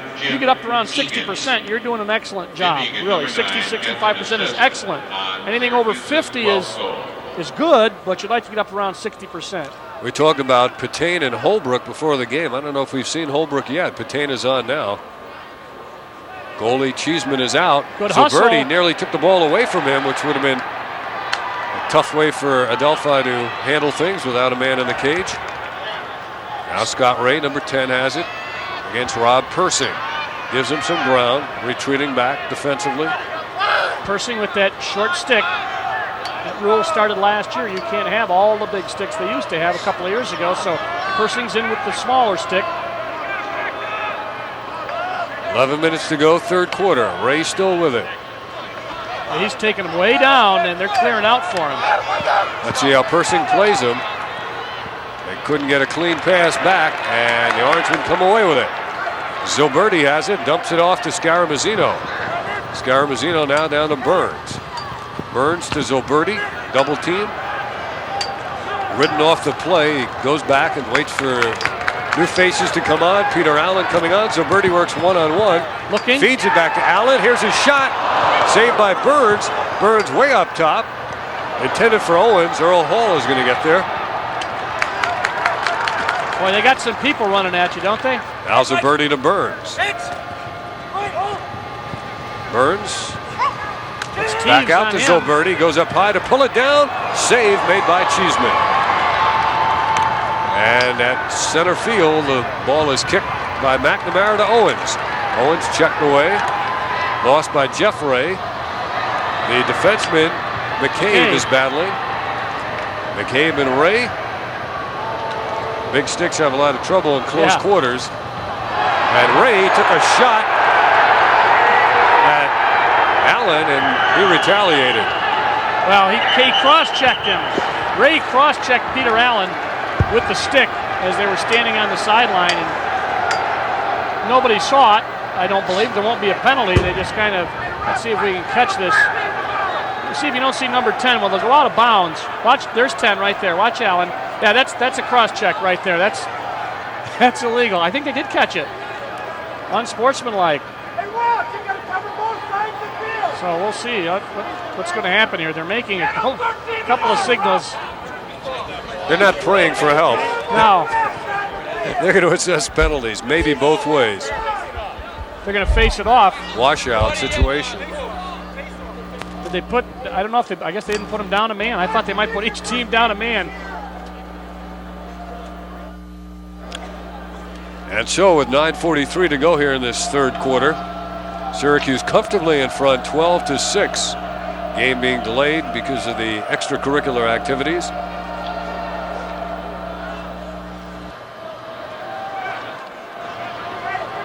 Matt Palin, the Syracuse goalie. 2 1-minute penalties called for unnecessary Hasn't really been tested too much or too often.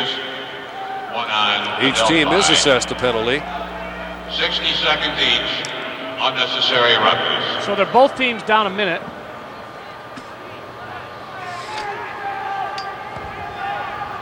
Now they'll face off since there's no possession. some stick swinging going on between Ray and Syracuse's Peter Allen again.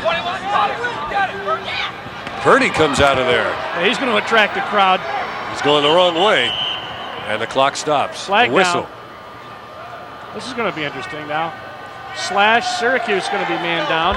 Egan is the guilty man. So Syracuse will be man down, 2 men down, but they'll only be down 1 man because compared to Adelphi.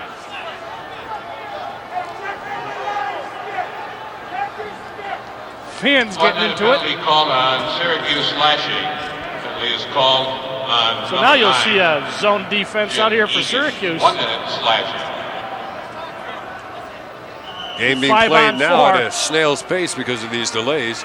Now they put it back into motion. The clock running as Adelphi's into their man-up offense. Kieran McGowan. See how much with those bodies off there, Dave, it really clears the field out. It's a lot less crowded. Purdie back to McGowan. His pass is deflected and taken away by Schluter. Schluter is dumped as he gave up the ball. Oh, they're throwing their bodies around now are the Panthers of Adelphi. Pot-shotting Syracuse. Guardsman intercepted, come upfield with Burns. He's got Zoberti open down low. Zoberti feeding it back to Burns on the give and go. Tried to get a screen. Well, Burns has run out of trouble. He got no help. Now they get the ball back to Zoberti up on top, and they're going to calm things down, and let's look for the open man. Zoberti looking back at the bench. He knows Gary Gate's going to be coming on soon. The 1 minute I don't think was releasable. The other guy was released. Now they're even. Now here comes Gate and Goins shadowing him as they come on the field. Gary Gate has 3 goals. Brother Paul has 3. Jim Egan now as Roos comes on. Both Gate brothers are on. 22 is Gary. Roos in the crease. There's a score on the one-on-one play by Jim Egan. Egan gets the goal, his 2nd of the year, his 1st of the game. And Syracuse jumps out now to a 7-goal lead at 13-6. Out of Yorktown High School has produced a number of excellent players, and he just one-on-one, he just takes him away and he shoots back going away from the goal. Jim Egan puts up number 13 for Syracuse, 8:24 left in the 3rd quarter.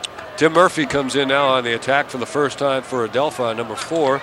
Syracuse goal. Murphy's out of Box Hill, Australia. Unassisted. Syracuse goal scored by Jim Egan, number 9, unassisted. Durgill wins the face, loses the ball. See, both of the guys on the wings for Adelphi have the big sticks. They're already playing defensive lacrosse with those big sticks. This is Greenberg down the sideline. Brian Greenberg switching to the right hand, cranking, firing, saved by Palum. Ball was down. Stouffer goes down atop the ball. Somebody pushed somebody. Greenberg with a little bit of a push. Greenberg, who played very, very well in the 1st quarter defensively. And he's guilty of a little bit of, there's a shot, saved ball down, didn't control it. There he is. That was a beautiful look. Yes, it was. It's a clinic. It's a clinic if you're an official on what a cross check is. That was a push, but pushed him with the stick. If it was done a little bit more viciously, they would have called a cross check. Under 8 to play in the 3rd quarter. It's all Syracuse at 13-6. Dave Cohen and Dale Drypulcher in the Carrier Dome. Orange back in action in just a couple of days right here against Cortland State. That's looped and taken down by Gate. He's got brother Paul streaking ahead, but he can't headman him. Now, Paul sets the pick. Gary uses it. He comes in and he scores. You know, I don't think they miss.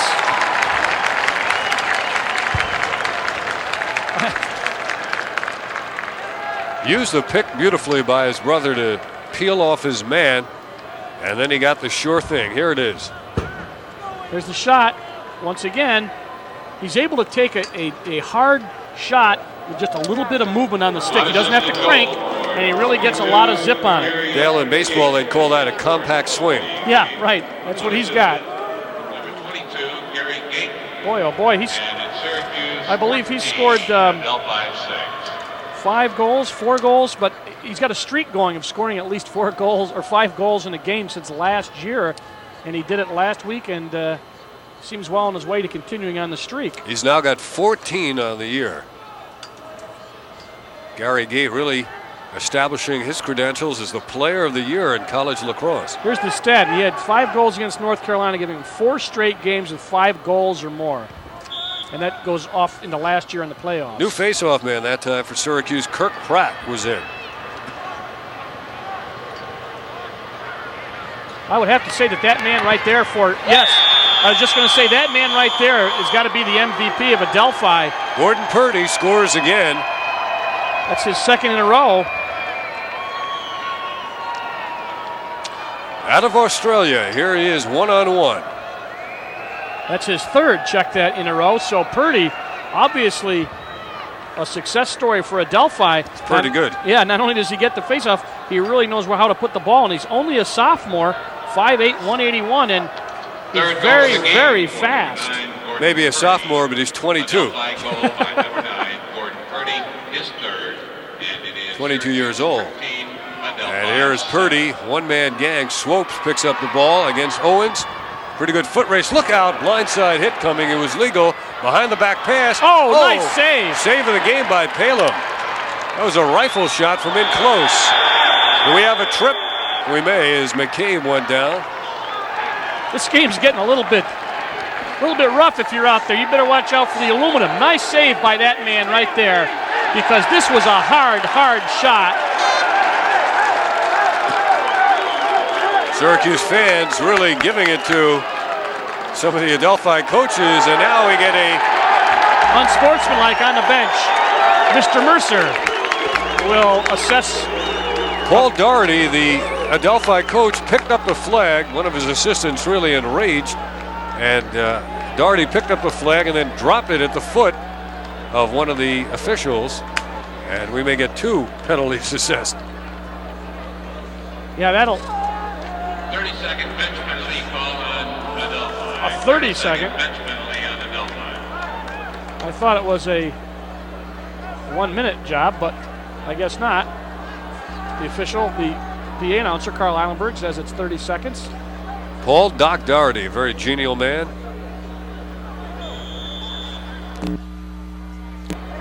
Syracuse, man up. We do have 2 fouls called, one on the head coach and one on the assistant, as we speculated. Yep. Here's Gate trying to shoot through a crowd, and brother Gary picks up the rebound.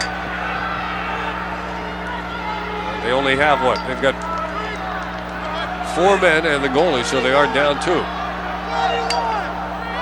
Now they've got 5. No, they're all set. They're still down a man. He may be down for 2 minutes. Or a minute and a half, we'll see. Up top, Paul Gate, quick stick, Gary Gate. They move that ball like a laser light show. It really does hop. It does move around. I think Doc Doherty's admiring that stick work and teamwork. Well, that was a great example of how to run a man up. You get him going one way and then bring the ball back the other, but you've got to be able to pass and catch crisply. 5th goal of the game, and now Gary has his 5. So there he goes. He keeps the streak intact. That's some streak. Usually people say he's got a goal in every game. He's got 5. Kind of like on the cereal box, the minimum daily requirement. That's right. There's Keith Owens. He's got running room. Owens passing in close. So Purdie. Nice save. That was too easy. Cheeseman really put the body on it. Oh, they're having a little problem down there. They are having a little problem. Barry Greenberg, 14, is a little bit upset, and you can tell by the score that it's not going to be good. Syracuse will get it. There's Greenberg and Zilberti still talking. And after 19-9 last year, you can see why. Watch Greenberg, watch 14. That's an excellent save by Cheeseman. Yeah, there was another cross check by Greenberg. Owens now to Zilberti. Syracuse leading at 15-7. Here's a shot taken back behind the cage and lost by Burns. Battle is on, and Syracuse keeps it. You know, sometimes you lose perspective if you haven't played lacrosse. The idea is that try to pick up a stick with a basket on it and run around at full speed, catch and shoot, and throw, and it becomes a real good perspective on how difficult this game is and what good athletes these guys are on both teams. Now Burns, back to Zilberti. Zilberti makes the move against Greenberg. Greenberg gets him around the head, and the flags fly in every direction. Hey, Greenberg, if that was a personal Greenberg, he might foul out. Nah, he could. You got to have 5 personals. That's just a hold. All the years I've been doing lacrosse, I've never seen a player foul out. You can if you have 5 personals. Watch Greenberg. He's going to hold on the head. There he is. That's not even close. I think getting a little frustrated. Greenberg down for 30. On Adelphi holding. So Syracuse another man up. 14, Barry Greenberg. 2,895 happy but chilled fans here in the Dome because it is cool inside. Even a breeze blowing through here occasionally. Syracuse attempting their third man up. They're 2 for 2. Zoberti gets the pipe. Pipe. Rebound is to Burns. This third period has moved so slowly. It's only down to the 5:20 mark because of all the delays in terms of officiating decisions. Sorting out who gets penalties. 15-7. Zoberti stuffs it in. John Zoberti stuffing it in. No other description but that one. Beating Cheeseman high into the far side. And beat Musler too, defenseman 28. He did not have much room. There, Musler jumps, but it was too late. You've got to give up your body. You've got to go airborne to score from that angle, and that's exactly what Zoberti did. You know, we talk about some of the guys like McCowan, the guy from Adelphi who's 6'3", 230 or 6'4". Most of these guys are not that big. The Gates are gigantic, really. Size, they're 6'2", 6'1". In the size and speed these guys have. A lot of guys 5'6", 5'7", 5'8". Zoberti has equaled his career high now with his 4th goal of the game. He had 4 goals last year against the University of Massachusetts. Now it's 16-7. Purdie comes out of there with the ball. He's going to be doubled, but he outruns them. Goes by a third Syracuse man, Durgill. Purdie's really showing us something. Boy, he can run, can he? He really is an impressive athlete. 5'8", 181 out of Australia. When they have the World Games and they had him up in Toronto, I guess these coaches are looking for people who can come to America and play a little lacrosse. It happened in all other sports. Why not lacrosse? Purdie with a great fake and a change of direction. He scores. He beat Durgill up top. He comes at you like Mercury. It's hard to pick up. He really flows, and what speed. Purdy's 4th in a row, I believe. Yep, 4th goal in a row. Look at this move. And he got jumped by Stouffer, but not before he was able to put it in. And that little dynamo, 5'8", 181. That's goal number 4 goals and an assist for him. Like I said, he's pretty good. Yeah. 4.5 to play, 16-8. Gordon Purdie. And it is Syracuse 16, Adelphi 8.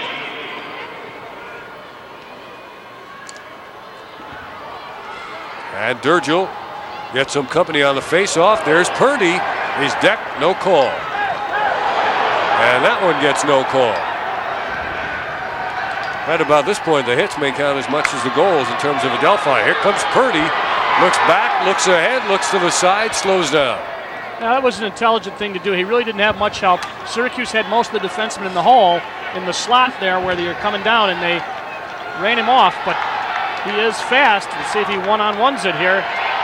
Nope, he gives it up.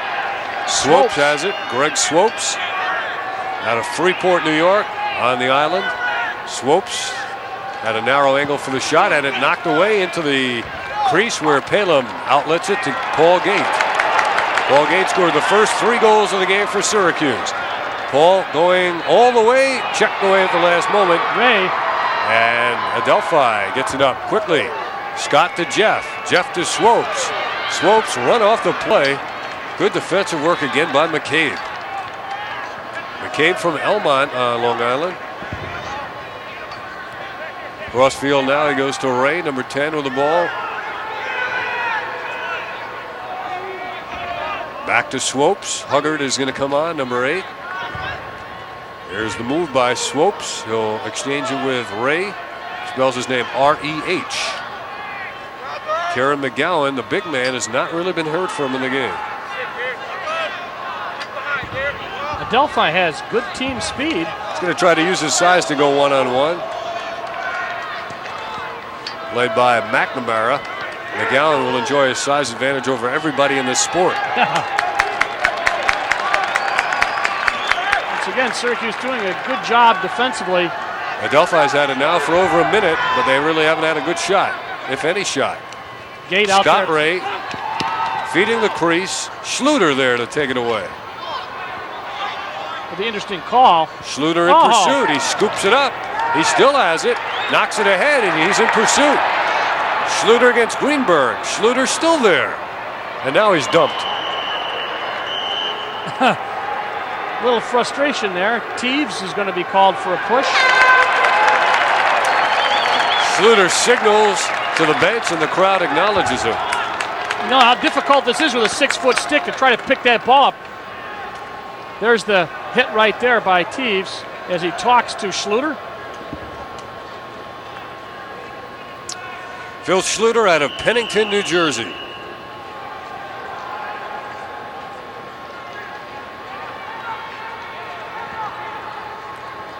Now with 1:59 to go in this third quarter. Syracuse leading at 16-8. Earl Hall tried to shoot from behind his back. Lost the handle on it. Burns loses it, and Adelphi is going to get it. Still 1:48 left, quarter number 3.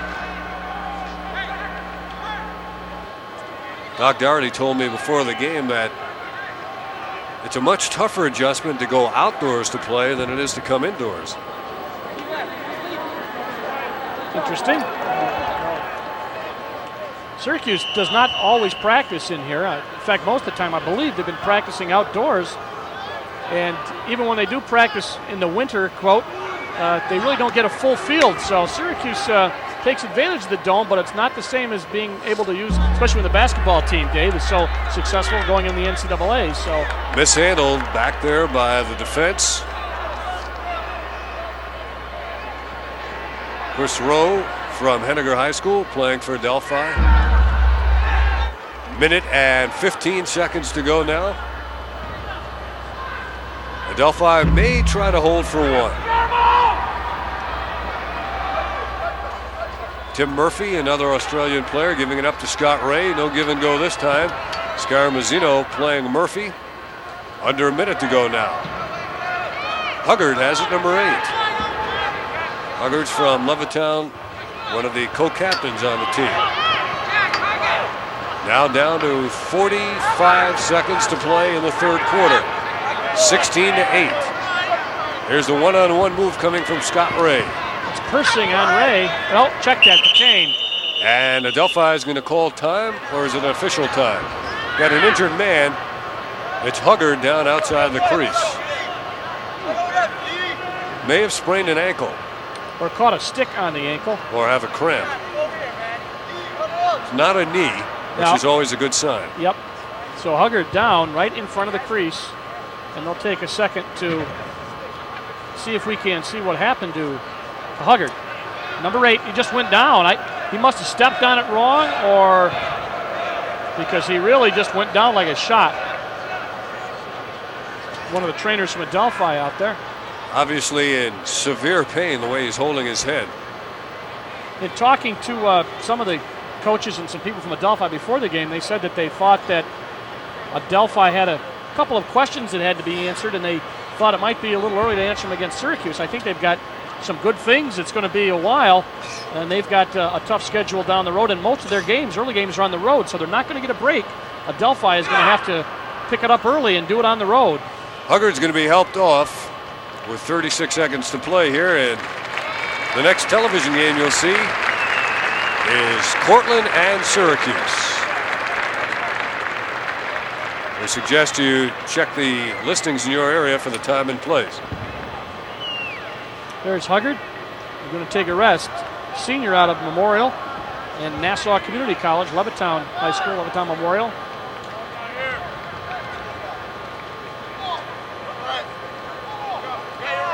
Again, we do not think it's a knee injury. And that is tough. And according to, we were talking about being on the road, according to the Adelphi schedule, that 7 of their first 9 games are on the road. That's a tough thing to do. Almost murderous. Loose play now in the final half minute of the third quarter.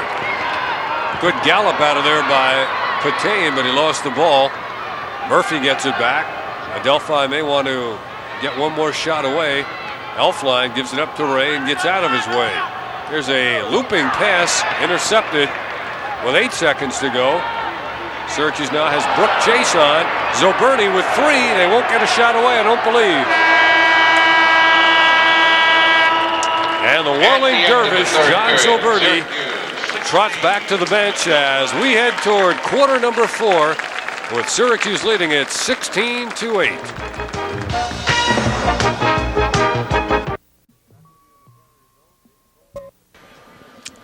Back with you in the Carrier Dome, Dave Cohen along with Dale Drypulcher. They're working on the right ankle of Jack Huggard.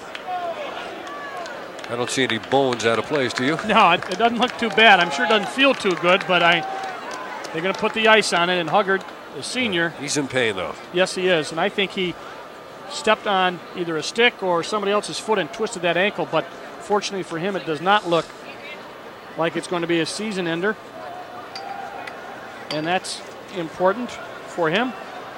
I say Adelphi's got some athletes, they've got some people, but as they enter the last quarter, they're a little outmanned today. Coach said there's a lot of raw talent. I think that's evident. They have a lot of talent. And as I said at halftime, I think sometimes you just got to blend it and get it together in the right aspect. But as far as having legs, they sure got them. Durgill controlling it after the face, but he overshoots Brooke Chase. And in his haste, the ball goes over to the Adelphi Panthers. One of the things it's picking up, as you can see, the shots 36 for Syracuse. Beginning, it was even for a while. It's now starting to really become kind of a standard. And the ground balls, Syracuse has not had to pick up that many. There are no real key ground balls, so that's kind of a misleading statistic. And the faceoffs, I believe, 13 apiece. Some key ones by both teams, but by and large, Durgill's done a good job. They overshoot Purdie on the far sideline, and so 17 seconds into this fourth quarter, Syracuse gets it back. Lots of people playing for Syracuse. As we said, I think that's going to be one of the strengths, Dave, is their ability to put a lot of different people, a lot of different combinations out there and get a lot of mileage out of people who have not had a chance to play maybe the last couple of years, but Syracuse has had so much talent. Earl Hall to Brooke Chase, now to Greg Burns. We'll have to keep an eye out for new names and new faces here in this fourth quarter. Peter Allen has it now. Allen being defended against by Rob Shellhorn. This is Burns. Burns giving up to Zilberti. You hear the goalie Cheeseman. Let's listen in.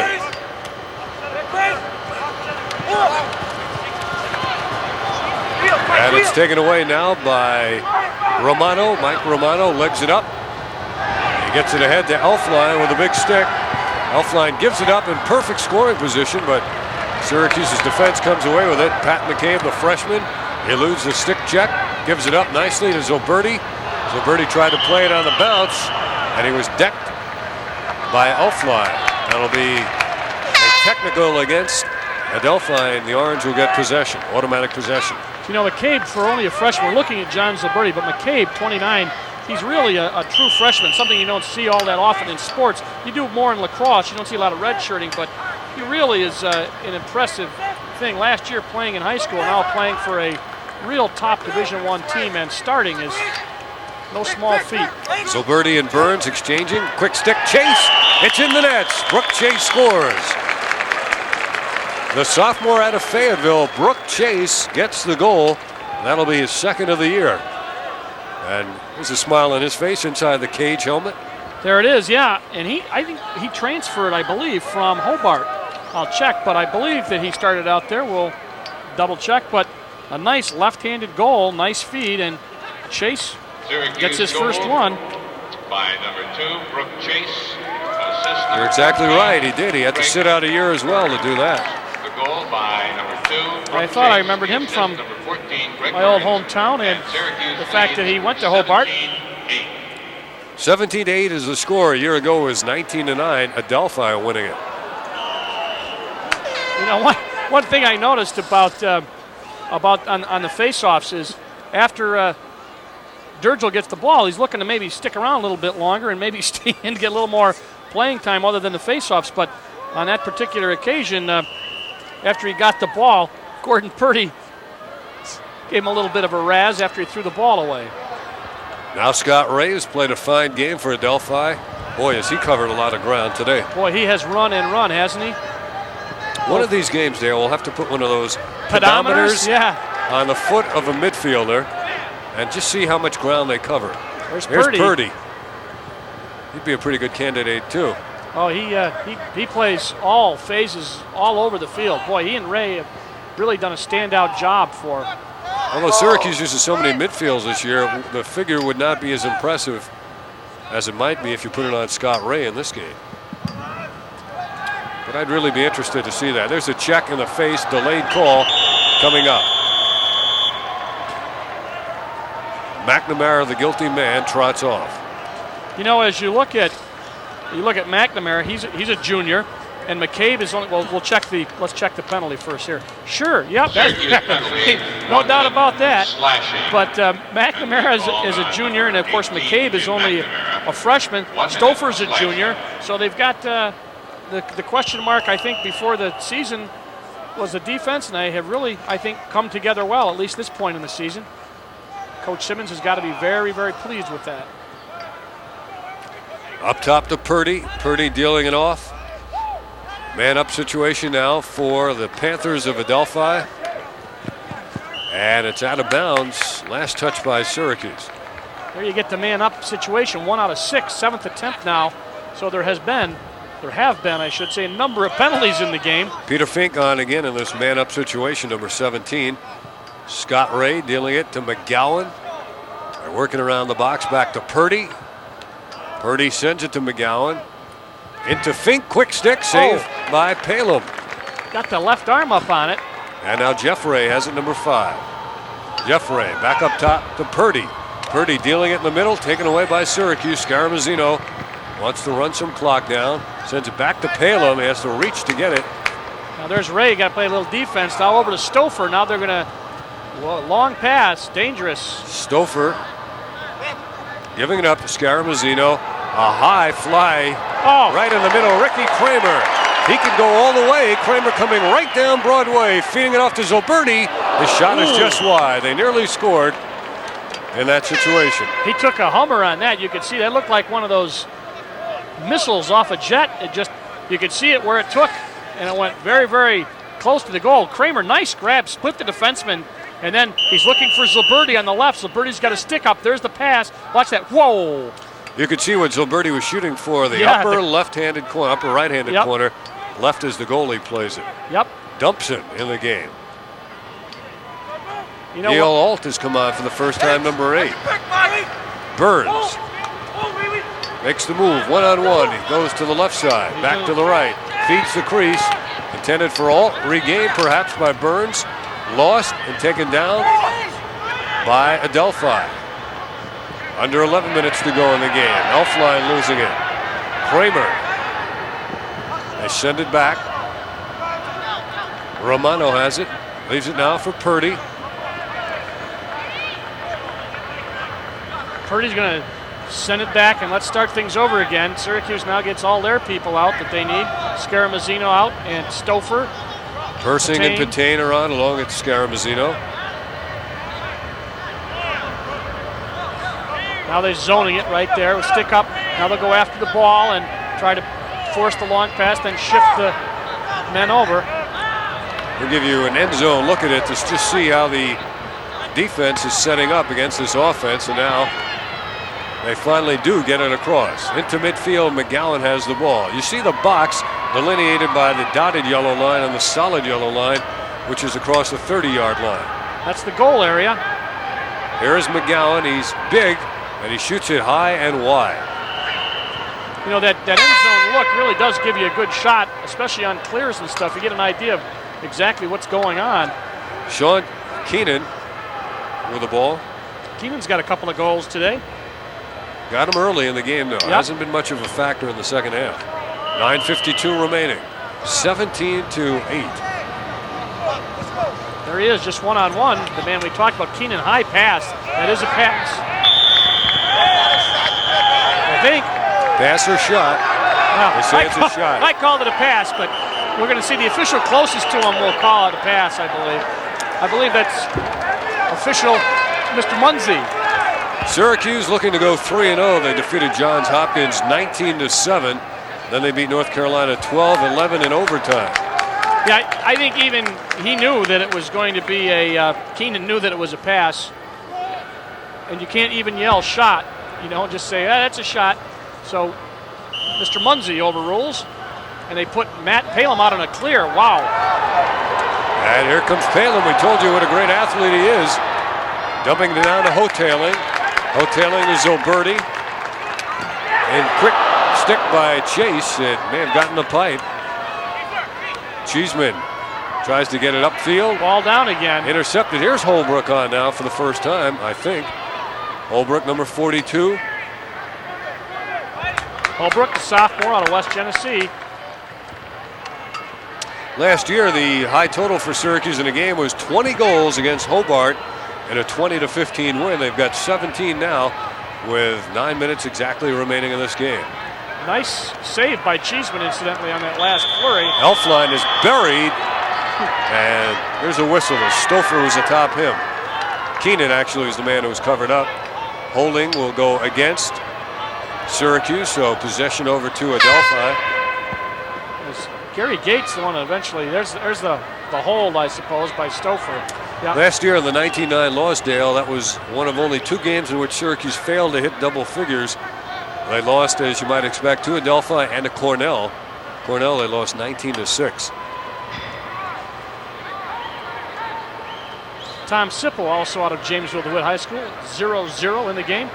Lots of athletes from local kids. I added them up the other day, and they came up with like 16 local kids and a number from all over the rest of the Northeast, especially New York. Delayed call coming up as Swopes comes in, and a save. Oh. A save made by Palem, and Stouffer was into the nets to help out as well. He nearly picked up the net on his back. You know, that's Schluter. Watch, there Schluter gets beat, and then that was a great save. And Stouffer right in there. Well, you're supposed to do that. The off defenseman, if you see the goalie, slide over, get a body in there. But Schluter picks up one for a slash. He really did lay some aluminum on. It's hard Murphy. to say, Dale. It's hard to say that a goalie had a great game in a win like this that isn't close, but Palem has really come up with some outstanding plays. Well, I think he has. As I said before, I'm sure they're going to be very pleased with the way he's playing. Body Purdie position. Gets another. Yep. Almost impossible to stop. That's the thing about this sport. When a man comes in at point-blank range, he just has a very, very big area and a lot of control of his shot. Watch position by Palem. Watch his body. Watch him slide. There he did. He protected the pipe, but you just can't protect all 36 square feet. Television really doesn't do justice to how much of an area the goalie has to defend, because it's nearly as wide. It is as wide as it is high, and in most cases, goalies could walk right under the crossbar and into the cage.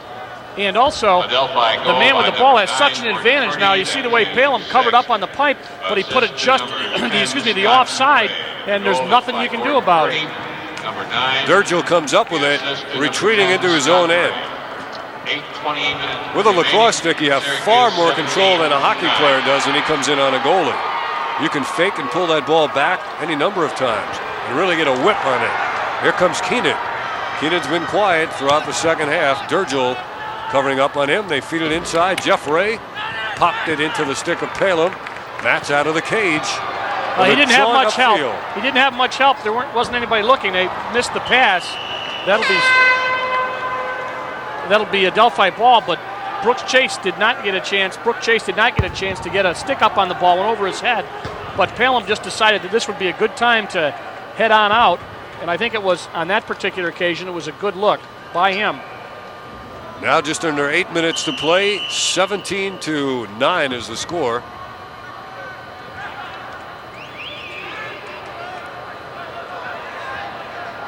Cheeseman up. Cheeseman's looked much better in the second half. Intended on the near sideline and taken away from the intended man, Chris McKeough. Here's Schluter, bouncer, score! Phil Schluter scores!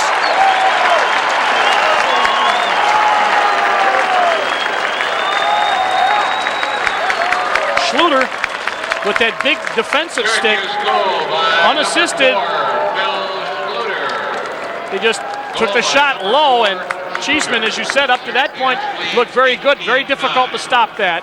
And why is he a happy man? That's the first goal in his college career. Phil Schluter, the junior defenseman out of Pennington, New Jersey. First goal, not only of this season, but his career. What a thrill that must be. And that big stick really does create some problems because you can get quite a whip on it. And Schluter, nice shot, and he had Cheeseman back up in the goal. You know, when you look at Purdie, he's not out there now on the faceoff because I guess he's going to get a rest because they've got Ray out there. But he is so valuable offensively. He can control the game. He gets the faceoffs. He takes the shots. Flag flies right after the face there. Looking at Durgel. He's picked up a couple of penalties today too, I think. Smiling.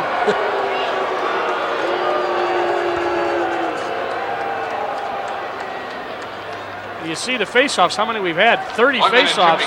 Syracuse 16 out of 30. John Desko laughing at the penalty. Of course, with a 9-goal lead, you can afford to laugh. Well, he wasn't smiling earlier on in the game, but he is now. Syracuse leads it 18-9. See, Adelphi is having their 9th opportunity for a man up. But they're not going to score, not yet at least.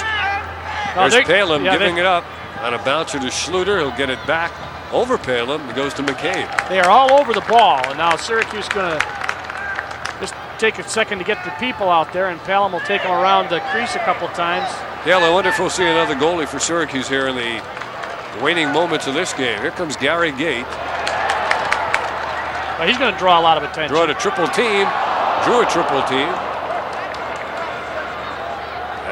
Tom Sipple, 0-0 has it now. You have to get rid of the ball there because they're going to be all over you. That you just have to look for the open man. Nick Boynton's in as well for Syracuse. Syracuse will be man down again. They're going to get a trip call. Nick Boynton is out of Concord, Massachusetts as well, from Concord Carlisle High School. So he undoubtedly knows his Yeah, he got him with his opposing foot. Man, Chris Mara. Got him with his foot by mistake. 1 minute penalty tripped on him. Syracuse. Tripping penalty called on number 22, Gary Gate. 1 minute tripping. Another man-up opportunity. In fact, they had to be teammates last year. They're both freshmen. Mara, who saw some action in the goal earlier in the game for Adelphi, and Nick Boynton of Syracuse. Let's watch Purdie on this, number 9, the man with the ball. See, as they're going to take it around and see if they direct it back. Purdie has gotten the last 5 goals. And he has the ball now at the top of the box, sending it down in close. Score! That may have been McGowan. Yep. And it's his first goal of the game. Kieran McGowan gets his first goal. Made that look easy. Watch, McGowan just steps and fires. They tried to slide over. McCabe was trying to slide, but McGowan, 6'3", 230, there was no doubt about that. He put that in. Syracuse man down. And it's 18-10, so Adelphi goal by number has scored 22. more goals against Syracuse this year than the Orangemen got against them last year, if that's any consolation. As we said, I would have to agree with what most of the people from Adelphi said. They got a lot of raw talent. Syracuse is an excellent team, I think, this year. And this was not the time to run into them, having only 1 game under your belt. Syracuse is doing an excellent job, but they're going to have to... Dumpson has it now. Rodney Dumpson, the sophomore to Port Washington on the North Shore of Long Island. Syracuse, I think, would like to hit the 20-goal mark. Well, they'd like to get off some good shots. They've got a lot of people playing. Ricky Kramer makes the one-on-one move, gets the screen, feeds Alt, score! And they're up to 19. Well, that's the way. See, what's going to happen is Adelphi makes the big jump, and what he did was, as soon as he saw the jump, he got rid of the ball. That's Neil Alt. Watch the jump with the man with the ball. 1-on-1. Here comes the jump, 2-on-1. Alt's open, you get rid of it. Neil Alt gets his first goal in 2 years. He didn't score a goal all of last year, and he's one of the co-captains of his team. Kramer got an assist, and it was a nice assist because you'd like to have a kid come in to be able to see that there's somebody open like that, get rid of it, and give it up. Neil Alt out of Lutherville, Maryland, one of the co-captains, gets his first goal in 2 seasons. And he's back on now looking for another. He has the ball, number 8. Rodney Dumpson kind of limping for Syracuse. He looks like he's got good speed. Nick Boynton now, number 5. Tom Schippel is in the crease, 0-0. There's a pass intended. Dumpson ends up with it. He shoots. And that's a shot that Syracuse will keep. 19-10 with 5:18 to go in the game. Dumpson, 6'1", 168. And he's going to take a rest. I think limping off. Yep. He sticks around. I believe Jason Picorni is in the game now for the first time. 6'2" freshman out of Scarsdale. And he has it now. Picorni behind the net. Outside they go with Alt. Up at the point, the senior. There he comes. Giving it up. Errant pass from Dumpson intended for the cutter Kramer. Defensive midfield comes on, and also coming on for Syracuse, Jim Goodwin, freshman out of Baldwinsville High School. Scaramazino and Persing and company out, along with, as you said, Rob Smith also in the game, number 35. Goodwin, probably the smallest player on the Syracuse roster at 5'8", 145 pounds. Down to 4:45 to go in the game. Adelphi's Mike Romano heads up the sideline. Tim Murphy out of Australia checked away from the ball. In the nets, Palem has gone all the way so far. And here is Palem running it up, giving it up. Played on the far side. See, they're really going to contest that there. Nice look. Jim Poley is in the game for the first time. Sophomore out of Yorktown. And of course, they slipped in the goalie on us. Back is Mara back in for Adelphi. But one thing you don't want to do is you get Matt in there. Is you don't want to let them lose some confidence late in the game when the defense is tired or the minis are tired. But I think Syracuse Spanky Jefferson is the backup goalie. At least that's the way I understand it. Rowan Manning, another Australian in the game, number 11. He goes down to Jeff Ray. We're down to 4 minutes to go in the game. I'll tell you, Dale, not only is it cold in here, but it's windy. Well, we'll get the weather report for the south stands.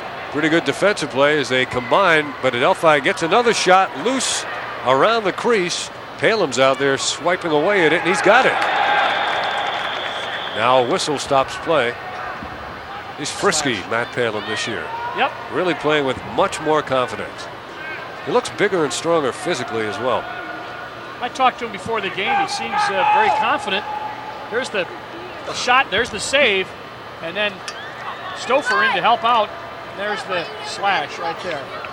I think the defense is quicker this year. They react in those situations That around the loose ball. Adelphi, I think they really are slashing. Penalty call, motivated. I think they're doing a wonderful job this early in the season, especially Simmons' suicide schedule, they call it. I mean, that really, when you take on Hopkins, Carolina, and then an Adelphi team, I really think that they're getting their confidence early. Man-up goals. Basically a very young team as well. Right. Look, the man-up goals. Syracuse has been down a lot. Hardsman looking for number 20. They lead at 19-10. Oh, Gate. He attracts the crowd, doesn't he, Paul? Both of them will, of course, but when you get on the crease.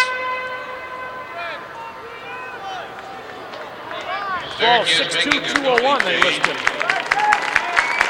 Lee Hine, number 21. And now Palem is replaced in the goal by Lee Hine. He's the goalie of the future. He's a freshman. I didn't know when they were going to put him in, but. Now remember what I told you about most goalies being able to walk under the crossbar? Yeah, he can. He is 5'7", and that may be an exaggeration. Lee Hine. Here's a shot, a low, hard shot by Egan.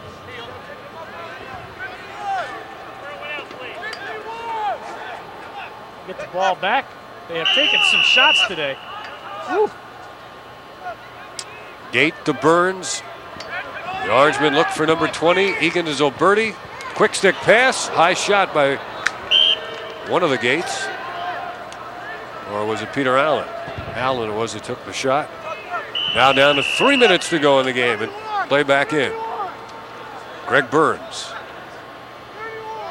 Burns doesn't really look for his shot too often. Well, some people are known as passers and some people are known as shooters. And Egan is Purdie. There's a tough angle shot. It's in. Gary Gate. His body was behind the cage. Yeah, but so what? He's amazing, isn't he? There's number 20. And let's see if we can see Gate. He'll be on the really right side. Spectacular. Nice pass. Look where his feet were. Yeah. He was behind the cage, reached out, caught it, and put it in. Not a bad day. Not a bad day. 6 goals and an assist. So Gary Gate continues his streak of games in which he's had 5 goals. This or more. This is his 5th, I believe. And it's 20-10. Purdie wins the face. He feeds the crease. Saved by Lee Hine. So Hine gets his first big save. Out of bounds. Adelphi will keep it.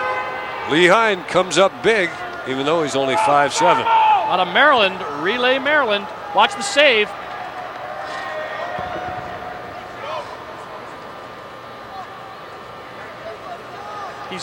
He looks young, too. He looks like a freshman out there. He's got a save. 2.5 to go in the game. 20-10 is the score. Syracuse will go 3-0. Adelphi with the ball. It's loose. Hine missed the bouncing shot. Hine gets it back. Dealing it off now to Scaramuzzino, and he'll return it to Hine. Lee Hine. Good pass. Good luck. And another new face coming on for the Orangemen, Dennis Simmons. Madison, Connecticut. I don't know if it's any relation.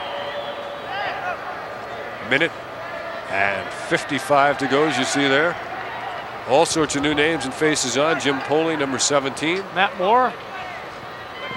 Nick Boynton, who has a chance to score, and his old high school teammate now, Chris Mara.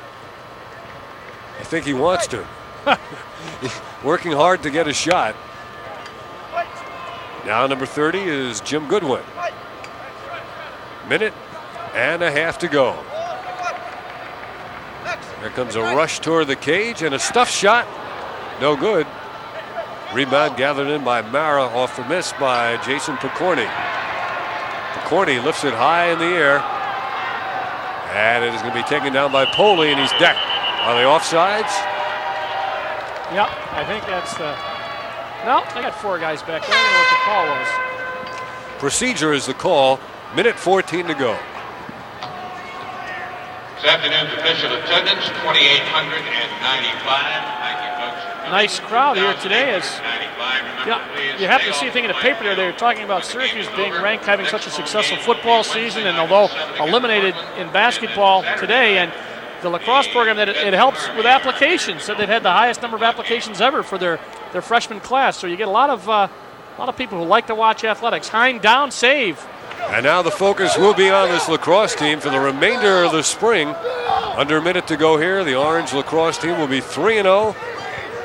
They'll be ranked among the elite of the country, and they will host the NCAA Final Four of lacrosse. So many will be expecting this team to be here, looking to win it all right at home. It will be interesting to see the rankings. I wouldn't be surprised to see him number 1. Bouncing shot is wide. Syracuse will keep it with 29 seconds to go. While we have the chance, congratulations to the Syracuse basketball team. It's tough to get back to the Final Four, no matter how talented your team is. Ask Indiana. They certainly gave fans a lot of thrills, a couple of disappointments along the way, but many more thrills. And again, we salute them and Jim Boeheim and his staff. 20 seconds to go in the game.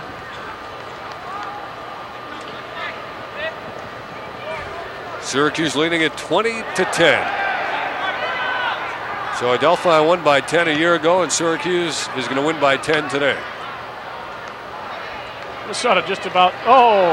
And they're battling to the bitter end. It's over. And that will do it. So Syracuse repays Adelphi with a 20-10 victory. Roy Simmons now going to 3. We'll be right back. win, fellas. Play with style. That's the way to do it. Back in the Carrier Dome, Syracuse has defeated Adelphi 20-10. No surprise that the Orangemen were led in goal scoring by Gary Gate, who scored 6 today. But it was brother Paul Gate who really set the tone for this game, Dale. Gary Gate had 6 goals and an assist. Paul, 3 and 3.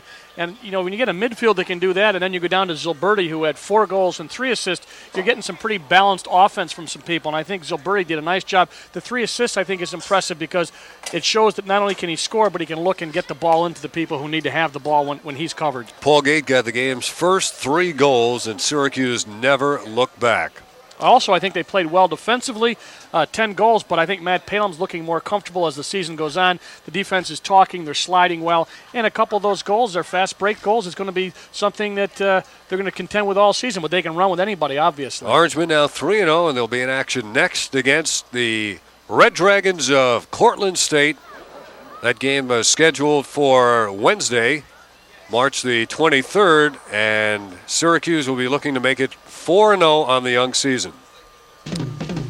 So the final score here today, Syracuse 20 and Adelphi 10.